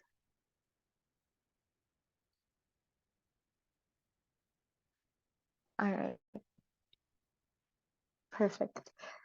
Now, you guys should be very, very, very proud of yourselves because you have just basically finished all of Immuno. The coming lectures are all more clinical, so they're talking about the abnormal side. You have taken everything that's normal. You have taken the innate response, you have taken the humoral response and all of its different cells. You've taken the neutrophils, the basophils, the eosinophils, the mast cells. You've taken the cytotoxic T cells, the T helper cells, the B cells, the natural killer cells, the dendritic cells, the macrophages. You have taken everything, and that is an insane amount of information for which you guys should be very proud of yourselves. MashaAllah, tabarakallah. Didn't do pre-med. You don't have to thank me. It was all you guys' very, very hard work. Now, this next lecture I considered not including in the PAL session, to be completely honest, because it is more of the clinical aspect. However, it is very, very high yield, and it is something that you guys will be having consistently mentioned throughout the next blocks, even though I told you guys immuno generally is going to be just 1 or 2 lectures max in every block, and it's going to be very, very basic things. A lot of doctors are just going to throw a disease at you and be like, what type of hypersensitivity is this? So I thought it would be good for me to go over this lecture as the last lecture and to hopefully wrap things up with this so that you can remember them properly moving forward. However, before we do that, I think you guys deserve a break. So let us take a 10-minute break. We'll be back at 9 sharp, inshallah, to finish up with our final lecture. And let me know if you guys have any questions. All right, welcome back, everyone. Let's get started with our last lecture of this crash course, hypersensitivity reactions. Now, the way that Dr. Garwin likes to talk about this as an immunologist is that he's going to say it's not hypersensitivity, it's just the body doing what it's supposed to. And that is true in the sense that your body is just reacting to antigens. However, the name hypersensitivity comes from the sense that sometimes the body is overreacting to otherwise harmless antigens. And this has become somewhat of a pandemic since we have started to actually like take care of our hygiene a lot more, believe it or not. Because we have become very clean, because we now have detergents and we wash everything so much, our bodies are exposed to less antigens. And because of that, when we are exposed to otherwise normal antigens, our bodies may see them as foreign. Whereas if you were to look at people in less privileged areas that are exposed to, let's say, mud or multiple animals or hay and pollen and so many different things all the time, they might not necessarily have those hypersensitivity reactions. And when I say hypersensitivity reaction, the first thing that might come to your mind is an allergy. So a lot of people are allergic to pollen or to hay or to dust. If you were to think of someone that's living on a farm, they're a lot less likely to develop those because they are a lot more exposed to them. However, for us, where we deem dust as something that is dirty and something that is unacceptable, and we clean it off all the time, we might develop this allergy. So hypersensitivity reactions, in a sense, are those overreactions of our body to otherwise harmless antigens due to the lack of exposure to them. They are divided into four main types. Type 1 is an immediate hypersensitivity, and that is related to common conditions of allergies such as hay fever and food allergies. And so you'll have people that are allergic to pollen, to cat fur, dog fur, to mites. Now, many of these are actually genetically determined. So you'll find that an entire family is allergic to nuts, for example. And that is related to the HLA phenotype or your MHC. Okay? So there are certain people that are more prone to developing type 1 hypersensitivity reactions, and those people are termed atopic. So the condition is called atopy. All right? So type 1 hypersensitivity is this immediate type of hypersensitivity that we see very commonly with allergies, and it is IgE mediated from allergic reactions when we have our eosinophils and our mast cells. Now, type 2 and type 3 are antibody mediated responses. However, instead of using IgE, they're going to use IgG and or IgM. Okay? Type 4 is known as a delayed type hypersensitivity because it doesn't involve antibodies. So this is the only one that does not use antibodies. Instead, it is T helper cell mediated. And it takes time for the activation of the T helper cell subsets, Th1 and Th17, to be stimulated to produce the inflammatory cytokines. So that's going to take about 2 to 3 days because of the whole signal transduction, gene transcription, translation, and so on. So all of those are much faster. Type 1 is basically, look at it this way. It goes from fastest to slowest. Type 1 is the fastest, type 2 right after that, type 3 right after that. And then there's a bit of a gap, and then you're going to have your type 4. Type 1, IgE, type 2 and 3, IgG or IgM. Then type 4 is going to be T cell mediated. We're going to go through each of those types, but this is just a very basic overview. Now, to look at our effectors and our actual cells that are playing in all of this, we need to look back at our mast cell. Our mast cell is typically localized in epithelial tissue adjacent to blood vessels. And try to think about that. Try to rationalize it. Why would it be so close to blood vessels? Well, when it releases its granules, the things that it releases are going to go to those blood vessels to cause this vasodilation. Now, the granules it has are going to be composed of vasoactive amines and proteases. Vasoactive amine is a fancy way of naming one of the ones that we know and the ones that we mention very frequently, which is histamine. Now, histamine is going to go to the blood vessels. It is going to start this vasodilation, this edema, and the typical allergic reaction that you guys can see. Activated mast cells are also going to make cytokines and release arachidonic metabolites such as leukotrienes and prostaglandins. And what those do is, once again, they're going to cause this vasodilation, but they're also going to cause this bronchoconstriction. Allergic responses are dependent on the route of entry of the allergen. So if we have something in the bronchi, we do this vasoconstriction so as to prevent even more allergens from coming in. And in the GI tract, they might stimulate, let's say, diarrhea sort of effect to wash out and clear out everything. Now, our mast cells are going to express Fc epsilon receptor 1, which sounds complicated, but if you were to really think about it, Fc for the Fc region, epsilon, if we have an epsilon in the Fc region, this is IgE. So our mast cells are going to have a receptor for that IgE Fc region, which allows them to degranulate and to like bind the antibodies and to have this cross-linking, so on and so forth. Now, mast cells are not involved just with type 1 hypersensitivity. It's generally an important cell for driving all inflammatory responses.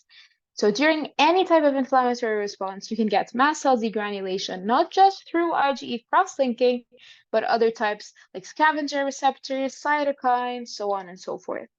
You get the degranulation and release of histamine that is part of this inflammatory process, leading to redness, swelling, and because they're situated next to blood vessels, they can cause the vasodilation, movement of plasma into the fluid tissue, so on and so forth. And these mast cells are tissue fixed. They are mainly situated alongside blood vessels. Other important players in this are our eosinophils and our basophils.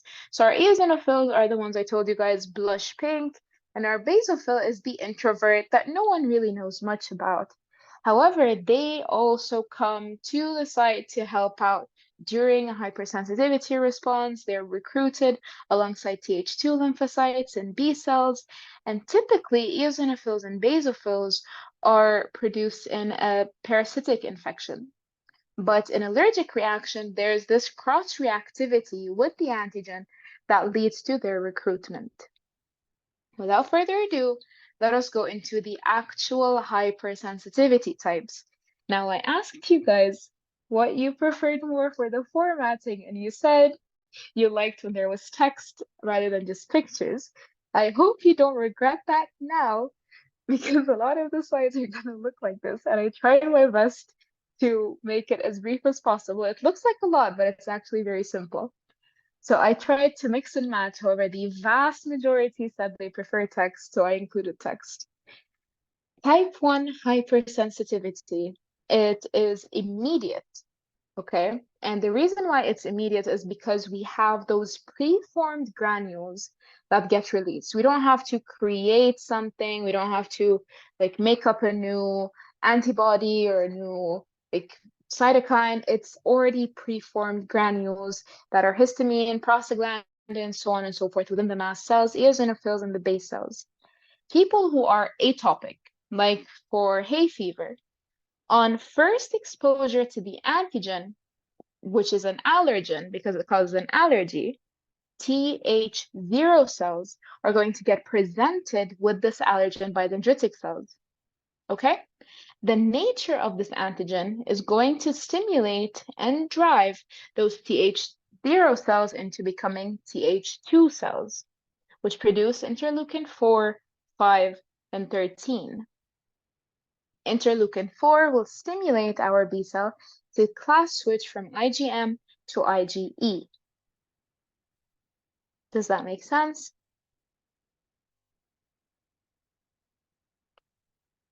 Perfect. Okay. So on second exposure to the allergen, so this is first exposure, right? We don't have any actual reaction. We just have those pre-formed, we're ready to go. I have those B cells that switch from IgM to IgE.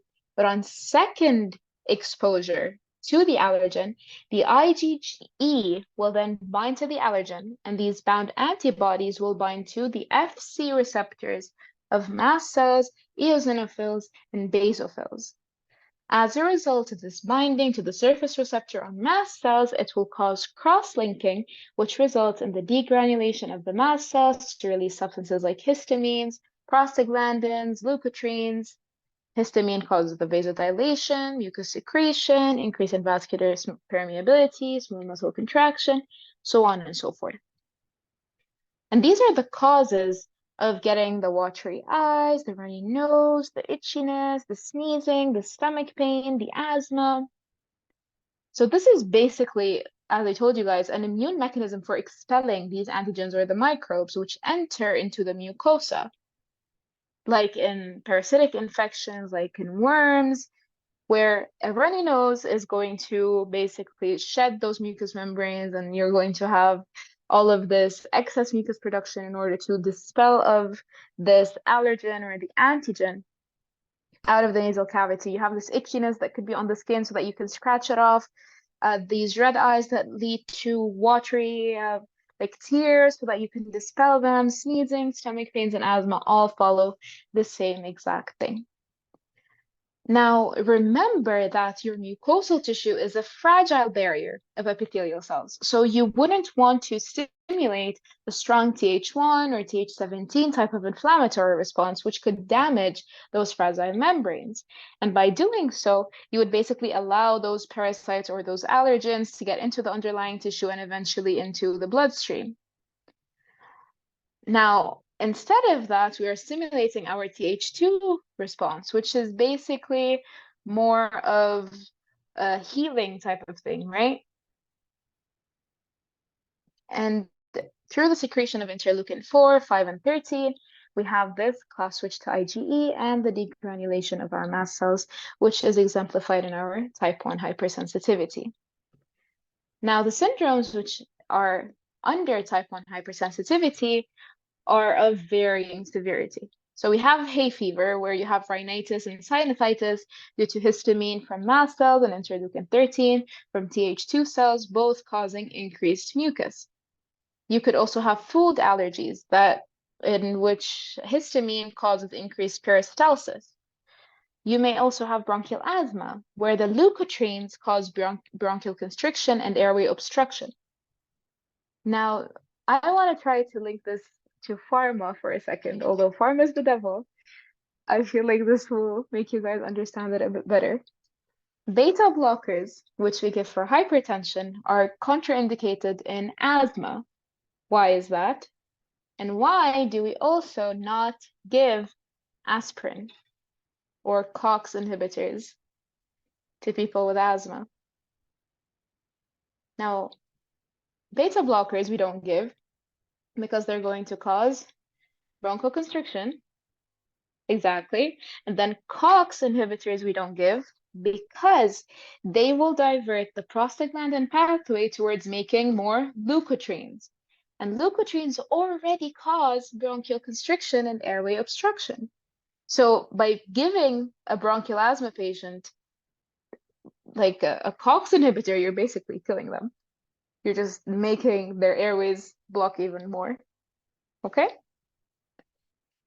Now, in chronic asthma, you're going to have involvement of eosinophils, which results in hypertrophy of the bronchial smooth muscle. So it's no longer just constriction, it's actual hypertrophy. Lastly, you have anaphylaxis, which is the most severe form of type 1 hypersensitivity, and this is life-threatening. This is actual shock.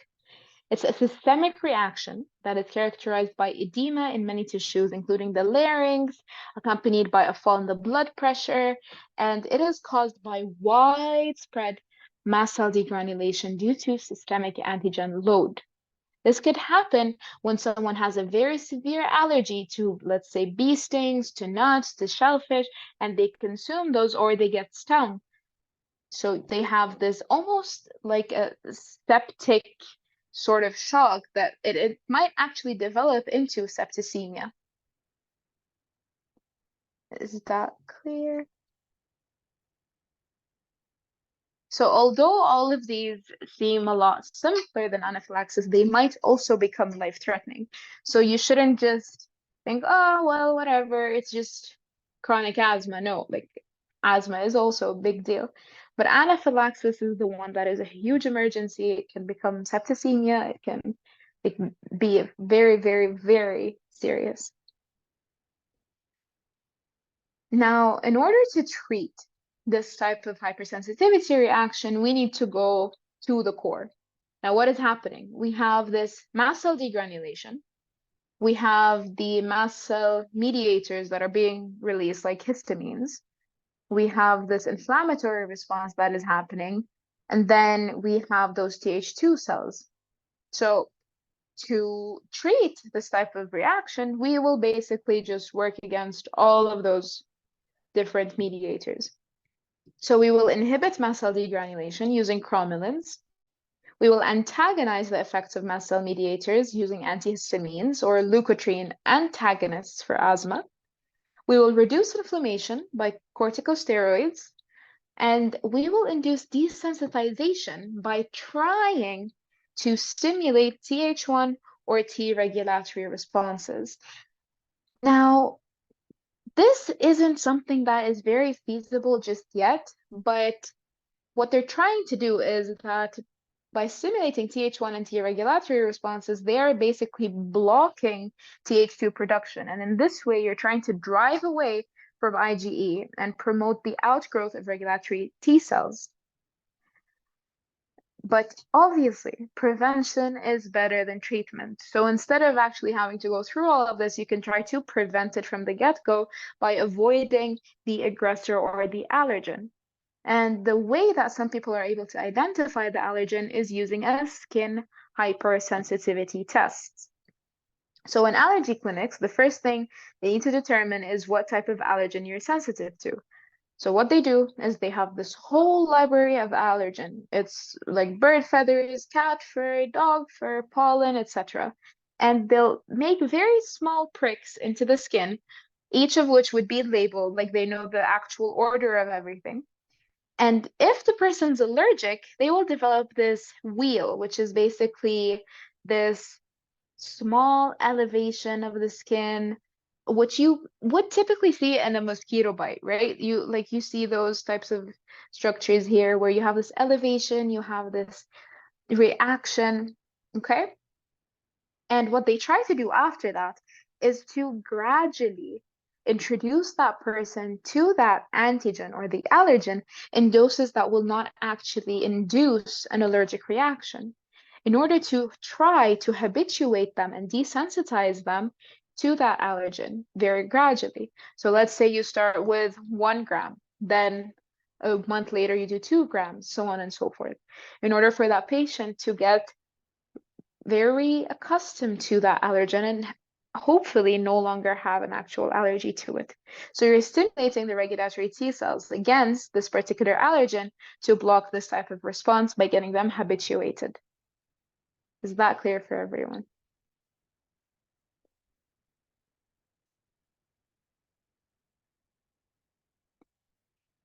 Perfect. Okay.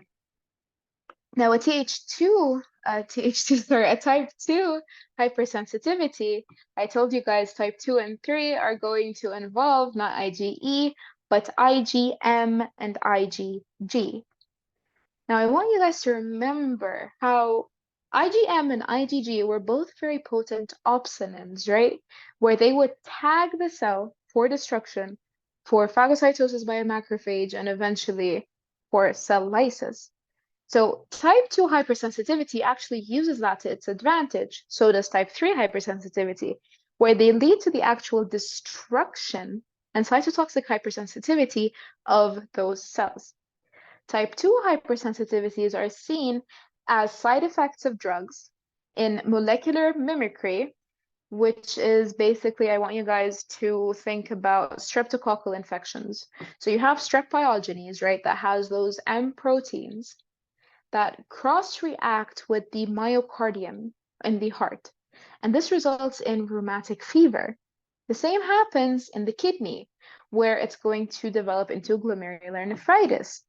So this is a type 2 hypersensitivity where we have an entire cell that is getting tagged, okay? This entire cell is getting attached to the antibody.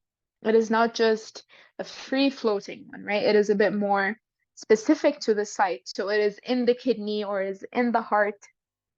And sometimes this type 2 hypersensitivity is exemplified as agonist or antagonist antibodies. How is that? In myasthenia gravis, which is this disease where you have this gradual fatigability against the neuromuscular junction because of autoantibodies against acetylcholine receptors, these antagonistic autoantibodies are going to block the effect of this acetylcholine. The opposite happens in Graves' disease, where the autoantibodies are going to be directed against thyroid stimulating hormone. However, they mimic the TSH function. And this results in excessive signaling and thus hyperthyroidism. So, how can an antibody be stimulatory? We usually think of it as something that is destructive, right? So, once again, this is a hypersensitivity reaction. This is when we have something that is growing out of proportion. In mismatched blood transfusions, you will also have a type 2 hypersensitivity in which the antigens are going to be on the RBC of the mismatched blood transfused RBC, and they're going to get recognized by those antibodies and they're going to react. Okay? But in this context of type 2, what happens is that when the antibody enters your bloodstream, that chemical breaks down and some fragments of that chemical can bind to the red blood cells to create like a hapten carrier complex, and you develop a new antigen and an IgG response. And this basically results in hemolysis of that RBC. Is that clear?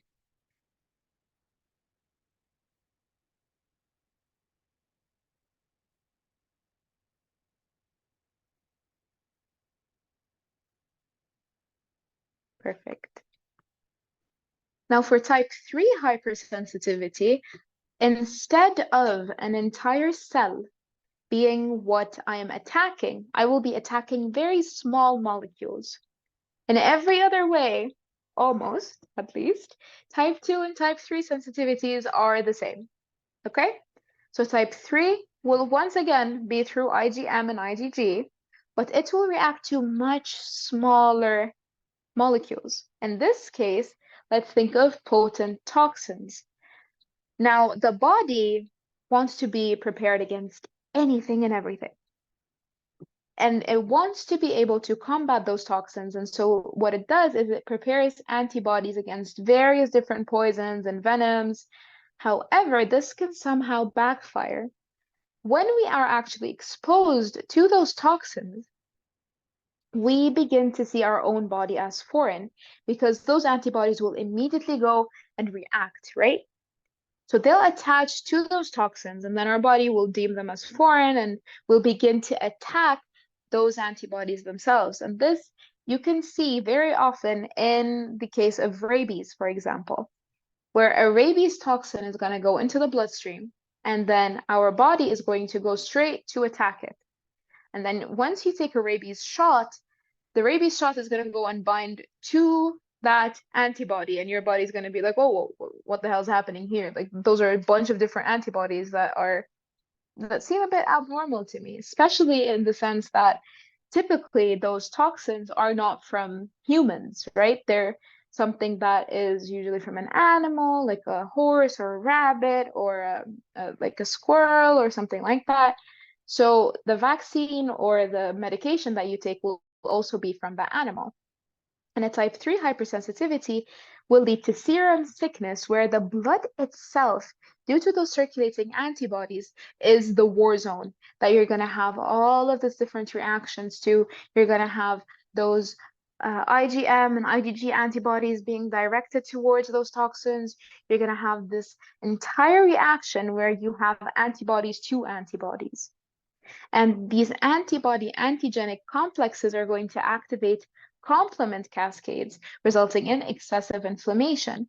Because remember our classic pathway where we had our IgM or IgG that stimulates our C1, thus stimulating our C3b, our C5 convertase and all of that. That is going to happen in our type 2 and our type 3 hypersensitivity. Now, to look at that even more, we can see that in a specific treatment, okay? And this is known as our Arthus reaction. This is very, very high yield and very important. You will have this injection, okay, where you begin to produce IgG antibodies because of this injection and in response to the subcutaneous injection of the soluble antigen. So you become sensitized to this, right? This IgG will act as a complement activator. It will act as this memory to have all of the different sort of reactions you're going to have in the future. But if that specific antigen is injected subcutaneously, once again, to an already sensitized individual, the specific IgG antibodies are going to diffuse into the tissue, bind to the antigen, and form immune complexes. Okay? So upon first exposure, you're just forming those IgG antibodies. Nothing's happening, you just have them. And this happens in certain vaccines where you give a booster dose and you suddenly see this huge redness, this rash, it's very large. And that is because of the preformed IgG antibodies that are stimulating complement cascades, where you're getting C3 being broken down into C3b that goes and forms a membrane attack complex. And you also have C3a, C5a, and C4a that are anaphylatoxins. And they're going to induce this anaphylactic or inflammatory response that will basically result in this increased vascular permeability. However, this isn't serious or life-threatening. It only lasts for about 1 to 2 hours, and it shows up in the form of this redness and swelling, and it's not something that you have to be very worried about. It's something that will resolve on its own. Now, for the actual treatment of type 2 and type 3 hypersensitivities, since we are talking about, once again, an inflammatory type of response, we're talking about something that is within the blood, we're talking about immunoglobulins that are going all the way, like they're going insane, our treatment will follow that as well. So the main aim is to limit the inflammation with corticosteroids. In very severe cases, we can do plasmapheresis, which is where you basically drain the blood from the body, pass it through a centrifuge, remove all the antibodies, and then infuse the purified blood back into the system. Another type of treatment is where they can inject the patient with plasma from a healthy patient. And the principle behind this is that you're basically injecting the B1, B2 lymphocytes of the person. The B1 will produce natural antibodies, and these natural antibodies can bind to the autoantigens and block this autoimmune response. Okay, which is the B cell depletion. And finally, if this is very, very serious, you can antagonize and manipulate the immune system by blocking the CD40 ligand. And this highlights the importance of the CD40 ligand interaction, because it's the crosstalk between the T helper cells and the B cells, which basically stimulate this antibody production. So by inhibiting antibody production, whether it's through anti-CD20 antibodies or through blocking CD40 ligand, or through clearing the IgG completely through plasmapheresis, we are preventing this type of hypersensitivity response from happening again. Is that clear? Does that make sense for everyone? Perfect. Okay. Now, our type 4 hypersensitivity is the delayed type hypersensitivity because symptoms occur 24 to 48 hours after the antigen stimulus, and it's due to the activation of T helper cells. Okay? So you're going to have production and recruitment and activation of neutrophils and macrophages. And this occurs very commonly in contact dermatitis. So allergies to metals like jewelry, chemicals, latex, poison ivy, for example, that brushes against the skin. And then these very small molecules that are released into the skin are going to get taken up by dendritic cells, okay? And they're going to get presented to the helper T cells, which causes a severe inflammatory response. And the entire arm or the leg or whatever this poison ivy is brushing against is going to swell up as a result of the TNF alpha, the interleukin 1, the interleukin 6. This is a severe inflammation. Now, type 4 hypersensitivity will also happen in the case of a mismatched transplant. So, not a blood transfusion, but an actual transplant. So if the donor hasn't been properly matched with the recipient, the cell-mediated immune response will attack the HLA antigens on the donor organs. This makes sense because this is a T helper type of response, right? So if the donor MHC molecules are being abnormal, then our T cells are going to recognize that and they're going to attack it. Another manifestation of this hypersensitivity is in the case of liver cancer that is caused by hepatitis B and hepatitis C infections. Now, basically, what happens is that these viruses, when they infect liver cells, they don't cause much deaths, but they express viral antigens on the surface of these infected hepatocytes. And as a result of that, the cytotoxic T cells see these viral antigens and kill those hepatocytes. Over time, you're getting more hepatocytes being infected with the virus, so more cytotoxic T cell killing, more regeneration of new liver cells, and then over like 20 years, let's say, eventually you're getting more mutations in newly made liver cells that can become cancerous and grow into a liver cancer. So this is not an aberrant reaction, but this is what the cell-mediated immune response is designed to do, right? It is designed to kill infected targets. But because this is chronic and because it keeps on happening again and again and again and again, it can lead to a disease like cancer, where we have this increase in mutation rates, this gaining of gradual mutations and this excess proliferation because of this constant destruction by the cytotoxic T cells.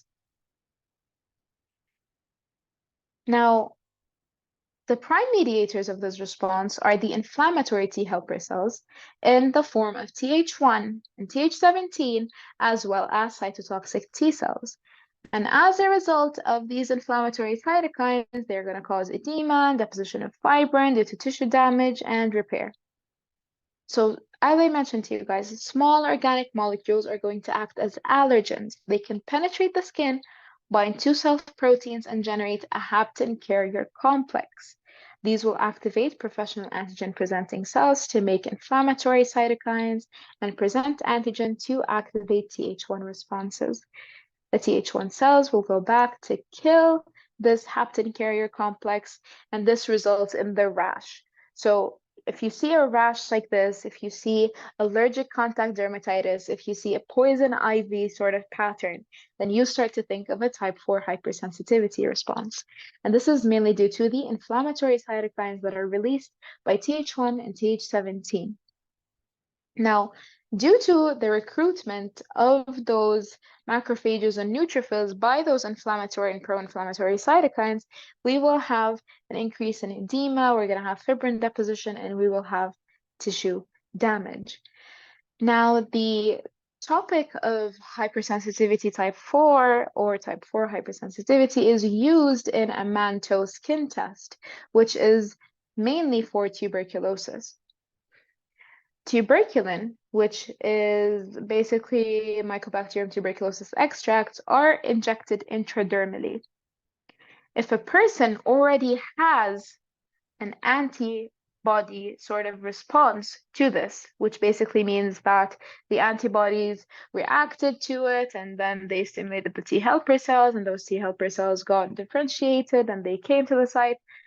If they do have that sort of reaction, what are you going to expect to see? The edema, the fibrin deposition, the tissue damage, that redness, right?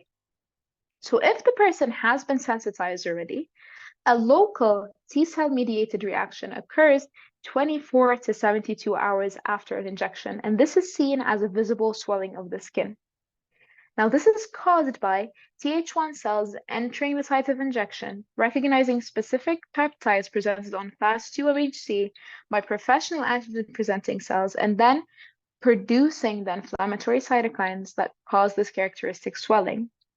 Now, the Manto skin test is very commonly used to assess whether or not someone has taken the BCG vaccine or if they have been exposed to tuberculosis before. If someone has not been exposed to tuberculosis, what's going to happen? What do you guys think?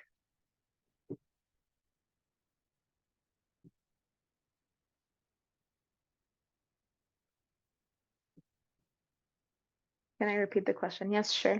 Okay. So if the person had not gotten the BCG vaccine, which is the tuberculosis vaccine, or they had never been exposed to tuberculosis infection, what type of reaction are you expecting to see on a Manto skin test?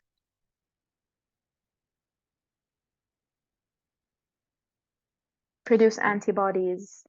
Nothing if he's vaccinated as well. Okay, perfect. Yes. So no reaction. They'll produce antibodies and nothing if he's not vaccinated. You guys are all correct. Because if this is the first exposure, then we will not have an immediate T cell sort of response, right? It's going to be a bit delayed. Because first, we need to actually produce antibodies. And if the person is not vaccinated, they don't have those antibodies, it's going to take a while to produce them. And then after that, you're going to have the entire process of stimulating the T helper cells, so on and so forth. So after a while, it might cause a much larger type of reaction. I'm not going to go into details on that because you're going to cover it in CVP, but just know that the Manto skin test shows that this has had a previous infection or this person has had vaccination with BCG. To wrap up and sum everything up, we have 4 types of hypersensitivity reactions. Type 1 involving IgE stimulating mast cell degranulation. There are 2 phases, either the mediator type, which can happen within minutes of exposure to the allergen, and then if it's not treated and it continues, you can get the more classical inflammatory reaction of the late phase reaction that involves classical inflammatory cytokines, neutrophils, so on and so forth. Type 2 and type 3 involve IgM and IgG. Type 2 is the antibody directed against fixed tissue antigens, which can activate complement and natural killer cells. And then as a result of that, they can release inflammatory cytokines and induce inflammation. Type 3 are the circulating antibody-antigen complexes, either through physical clogging up of fine vessels, they can cause glomerulonephritis, for example, or if it's deposited on the blood vessel walls, it can activate the complements and cause damage to the endothelium and blood vessel leakage.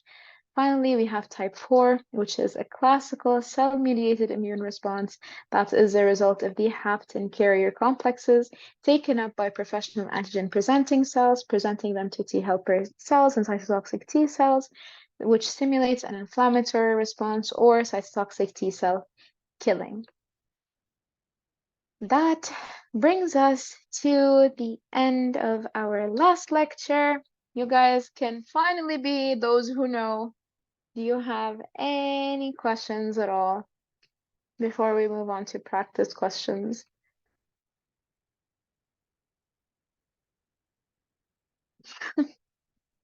No questions, please start the questions.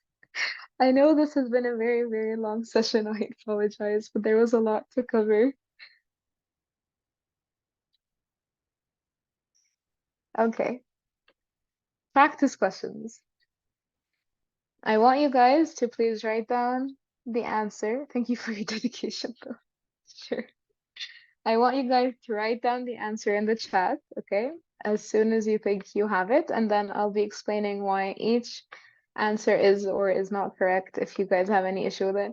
Now remember this guy, I brought him back. He was in the title slide of our first ever session. And this is how I want you guys to be when you answer your questions. So let's go for it. Question 1 and 2, please go ahead.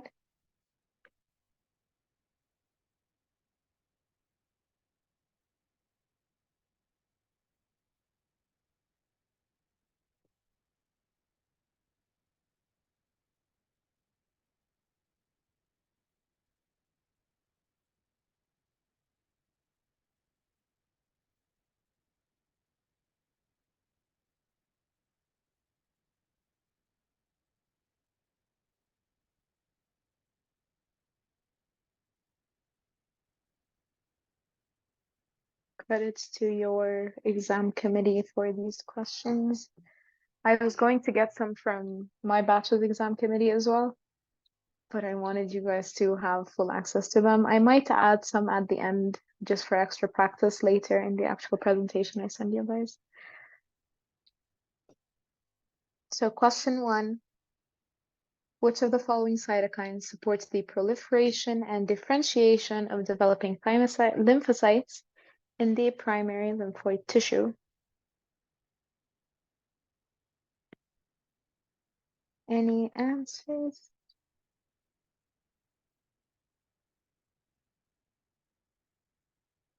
Okay, C. And very like with a question mark. C. Anyone else has any different answers? Going once, going twice.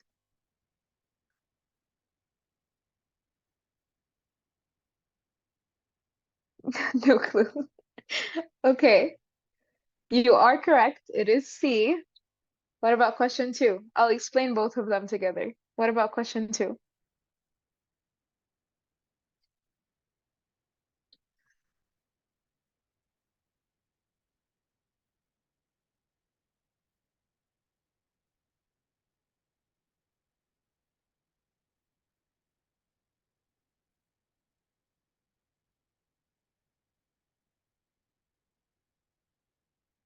C2. Okay. Any other answers?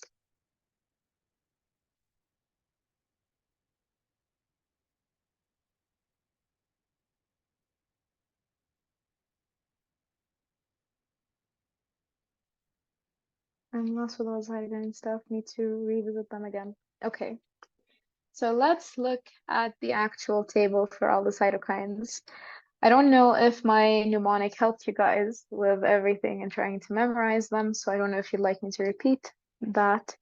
But looking at this here, interleukin 2 and interleukin 7 are the ones that are always used for proliferation. Okay? What I told you guys for those two specifically is that 2 and beta always want you to grow, and 2 because of 2 CD3, CD4, so they are for T cells, they are the T cell growth factor. And then 7 for Islamic 7s, where you want to grow as a person. So looking back at this slide now, which of the following cytokines supports the proliferation and differentiation of developing lymphocytes in the primary lymphoid tissue? Interleukin 2 would be a completely correct answer, but since that is not one of the options, we would go for interleukin 7. Now, T cell proliferation is, we already know, interleukin 2. But production of CD25 positive regulatory T cells, I told you guys, was mediated by interleukin 2 receptors, which the CD25, positive regulatory T cells would use to its advantage in order to block the differentiation of Th1, Th2, and Th17 cells instead. Is that clear? Does that make sense? Perfect. Okay. Next question.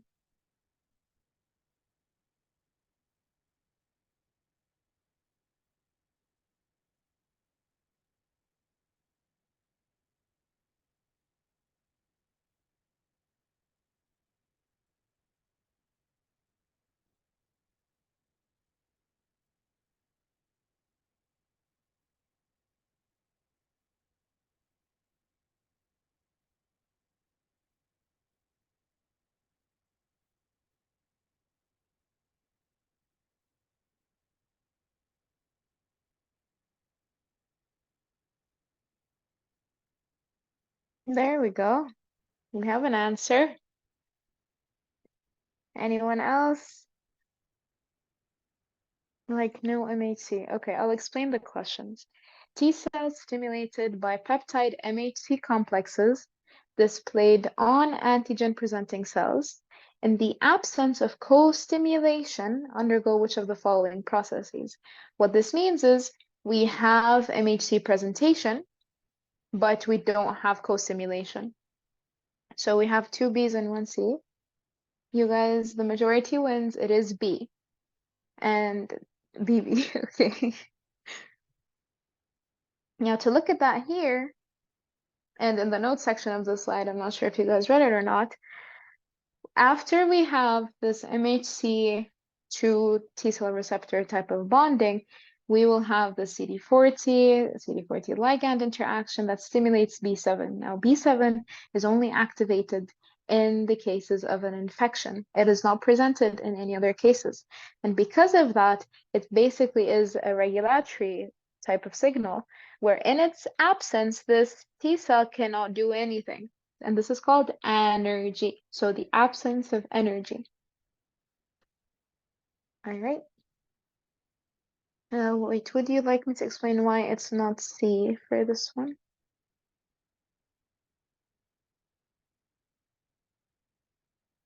The person that answered C, would you like me to explain why? Apoptosis is the process of cell death. If we don't have co-stimulation, we do not kill either of the cells. We just simply do not have any type of response. Is that clear?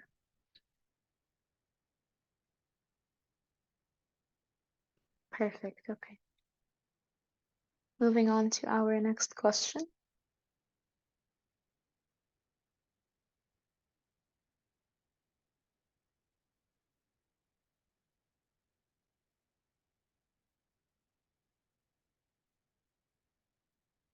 Very quick, mashallah. Okay, anyone else? C, okay. Perfect. Yes, great job, you guys. So looking at the slide for this one as well, our adhesion molecule, which was our third step after we had the co-stimulation, is our LFA1 binding to ICAM1. And what this does is it basically acts as a glue so that all of the secretory cytokines and all of the different molecules that are being secreted go straight to the T cell rather than getting dispersed all the way around. All right, next question.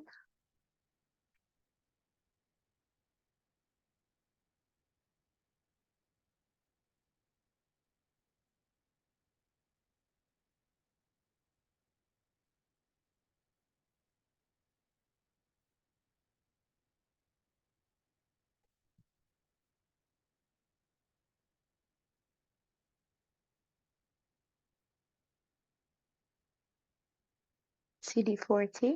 Okay. What else with CD40? Is it interferon gamma or would you like pick a different choice? That's what I'm asking basically. B, okay. Anyone else?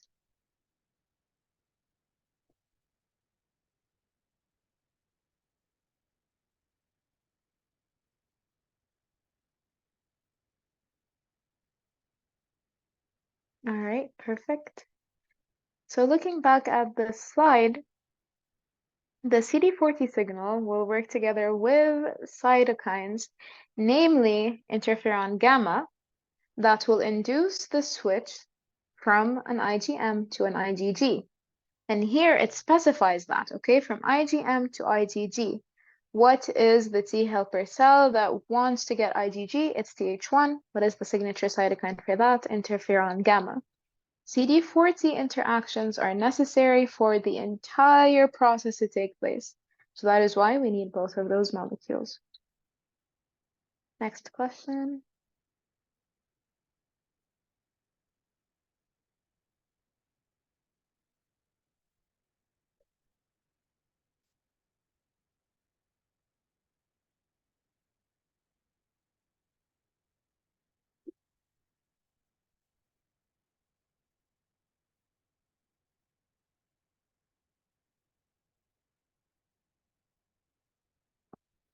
B. All right. Perfect. You guys got this correct. In a helminthic type of infection, which type of T helper cell are we trying to induce? Two. Perfect. Okay. So we want IgE, we want eosinophils, and the signature cytokines that are released by Th2 are interleukin 4, 5, and interleukin 13. Great job, you guys. MashaAllah. I know this has been a very long session and you guys are tired, so absolutely wonderful job for getting them all correct. MashaAllah, I'm very, very proud. Question 7. We are halfway through.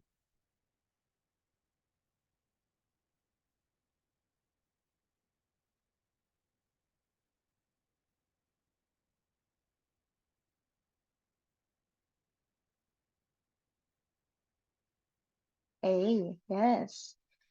That is what you guys are gonna get, inshallah, in the final. Good job.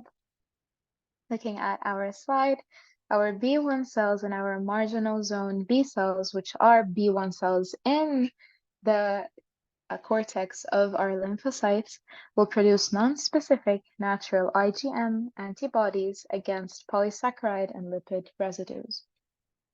Next question.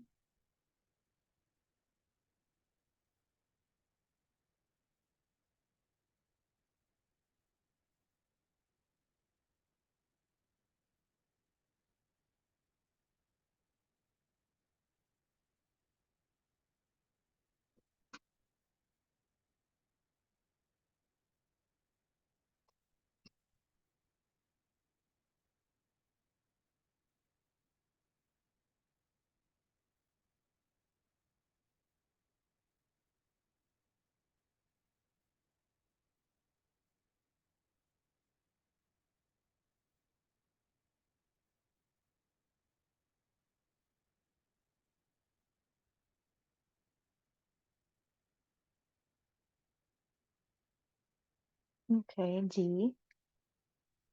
Anyone else have a different answer?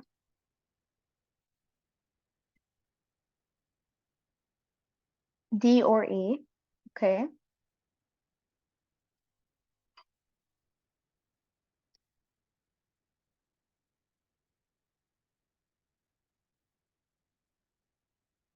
You didn't attend this part, unfortunately. Okay. So for this slide, I actually didn't include a specific reference slide to go back to because this is more of a very broad, comprehensive question of a bunch of different things. So I will explain this to you guys very, very well. So let's go through each answer choice and see why this could be or could not be correct. First of all, the question says a person develops a viral infection and both T and B cells become activated to fight the infection. In which way is antigen recognition by B cells different from antigen recognition by T cells? B cells home to the paracortex of the lymph nodes where they recognize the antigens trapped by helper T cells. Now, antigens don't get trapped by helper T cells, first of all, and T cells do not act as antigen presenting cells. So B cells will not be able to recognize antigens presented on T helper cells because they don't present antigens. If this was the other way around, this would be correct. B cells recognize the antigens that have been processed and presented by follicular dendritic cells. This is correct, however, it is not a differentiating factor between B cells and T cells, because T cells will also recognize the antigens that have been processed and presented by follicular dendritic cells. Furthermore, B cells do not necessarily need this antigenic processing. They can react to processed antigens, but not on MHC. Instead, they will react to them once they're actually just sent out and secreted. And that is usually by neutrophils rather than dendritic cells. B cells undergo receptor editing to change receptors that fail to bind to an antigen. This does happen, but it happens in the bone marrow. Okay, so this isn't when we are activating it to fight an infection. And this also happens in T cells in the thymus when they're going through the clonal deletion process. B cells utilize membrane immunoglobulin molecules to bind to antigen in its natural state. This is entirely correct, and this is the correct answer, because B cells will use their membrane immunoglobulin molecules, so the antibodies that are membrane bound, to bind to the antigen in its natural state. It does not need antigenic processing, it does not need antigenic presentation, it does not have to have a specific epitope. It can bind to the entire antigen in its specific state. Now, E, the antigen receptors on a single B cell have a broad specificity and are able to recognize several chemically unrelated antigens. This is completely false because it defies the entire point of having an adaptive immune response, right? If a B cell can just respond to several chemically unrelated antigens, this is going to be very, very chaotic. Instead, our antibodies are specific to one antigen. They might have some malleability between the different epitopes of the antigen, but they are still specific to one antigen. Is that clear? Perfect. Next up.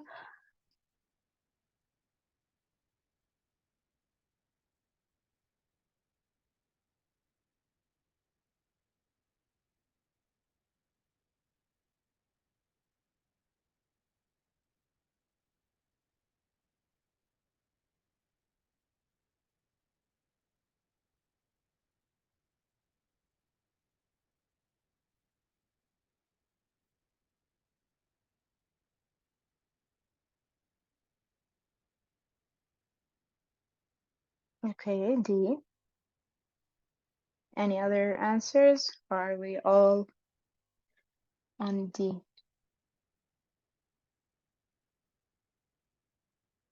E, okay.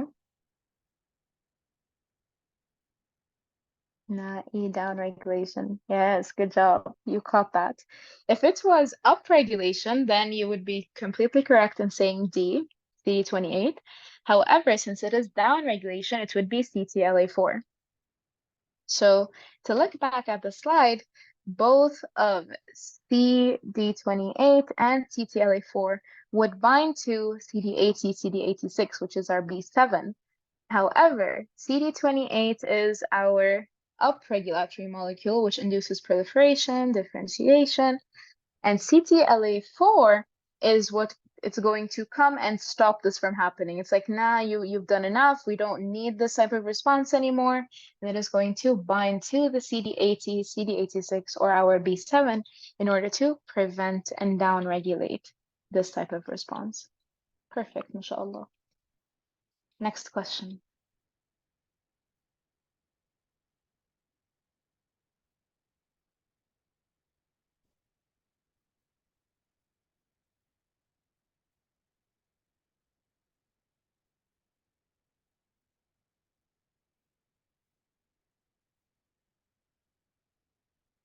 Okay, we have ADD.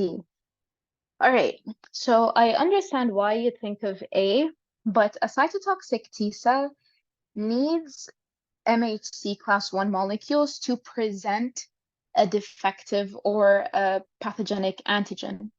If we have a lack of MHC class 1 presentation, a cytotoxic T cell will not even recognize that anything is wrong. The cell that reacts to that is our natural killer cell. And I had so many slides on this, I wasn't sure which one to get, but I got the one that we used most recently, where it's going to kill a stressed cell with missing or altered self, or cells that give it a lot of positive signals to determine the attack. Natural killer cell is so buffed, it doesn't need any help. Exactly. You're perfectly correct.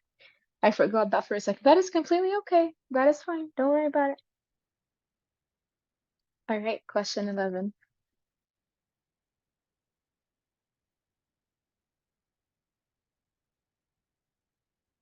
Okay, cytotoxic T cells and natural killer cells. So A, Okay.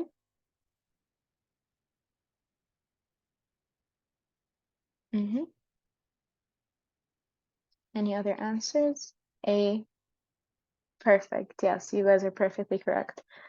So if we have perforin and granzyme production defects, then we would not be able to fulfill the intrinsic apoptotic pathway, puncture and inject. Perfect, yes. So we would have a defect in our cytotoxic T cell and our natural killer cell. And the immune function that would be affected is the cell killing. Perfect. You guys got this perfectly correct, mashallah.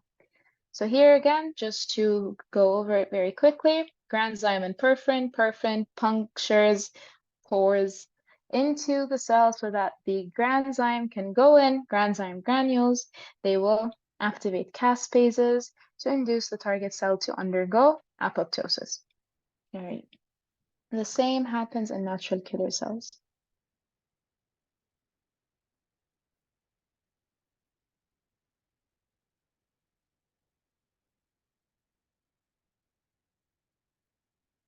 So both of those are for the same case.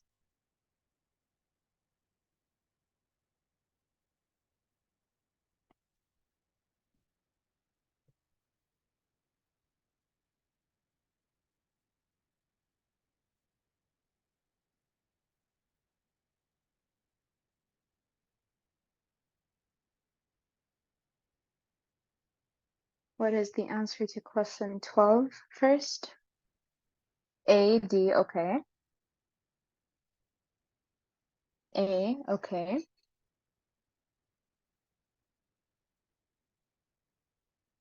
What about 12A, 13D? All right, you guys did a wonderful job. I completely understand why you would say this. However, an allergen is typically coined as a term for type 1 hypersensitivity reactions. So if I'm putting D here for type 4, then allergen wouldn't really work for that, would it? You're very close with E. You're very, very close. Think of something that is a smaller molecule. Hapten, yes. It's a hapten in the sense that those very small molecules will penetrate through the skin and then they're going to pack onto these carrier proteins, go to the antigen presenting cell, get processed, and get presented to your T helper cells. Does that make sense? All right, so you are very correct. It is definitely a type 4 hypersensitivity reaction.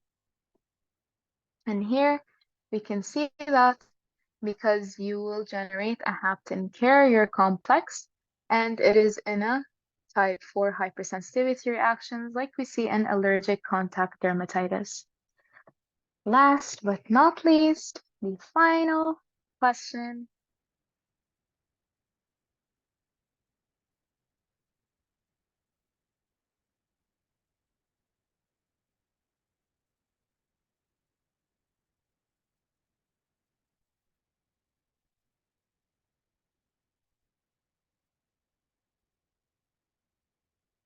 E, okay.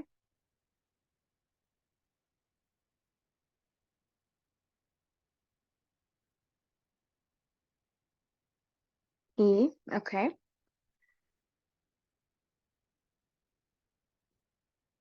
FCER1. All right, perfect. You guys are absolutely correct, but the reason why I got this is because in your guidebook it said the answer was C. And the reason why I'm assuming they put the answer as C is because in helminthic infections, the main cell that gets activated is our eosinophil. Mast cells will react more in allergic reactions.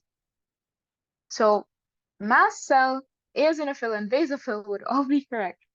That's why I got this question, so that if you see it, you don't get too confused. I think it's probably member made. So you would be correct. However, in a helminthic infection, It is most likely an eosinophil, which is probably why they put that as an answer. However, if I wanted it to be more accurate, I'd remove mast cell, I'd remove basophil, I'd put like neutrophil, macrophage, eosinophil, plasmacytoid cell, and T helper cell, for example. So then you would absolutely know that it is eosinophil. The membrane needs... No, come on, they're trying their best. Whoever they are, they're doing a wonderful job. You're all learning. It is completely okay. So looking at the slide, an inflammatory cascade produced by mast cell degranulation is amplified by recruitment of eosinophils, basophils, stage 2 lymphocytes, and B cells. All right? It's normally a reaction against parasitic infections, but in allergic reactions, you have the cross-reacting with environmental antigens. That brings us to the end of our session. Finally, this is the last slide before my thank you slide. If you guys could please scan this QR code to give me your feedback, I would really appreciate it. I know the session was very, very long. I apologize. It was not my intention, but there was a lot to cover, and those are very high yield information for you guys to go through. So please scan this QR code before you leave. Give me your feedback, and hopefully I will see you guys again soon. Most likely next semester in Neuro, inshallah, which is my absolute favorite block. So that's very exciting. I wish you guys the absolute best on your final. Inshallah, immunology will be super, super easy. You'll get through it like a piece of cake. And you guys will do an absolutely wonderful job. I look forward to hearing the good news from you guys, inshallah, when you ace not just immuno, but hopefully everything. I am more than happy to help you guys in anything that you need.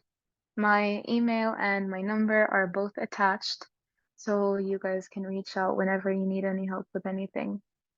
Inshallah, all the best. Till next time.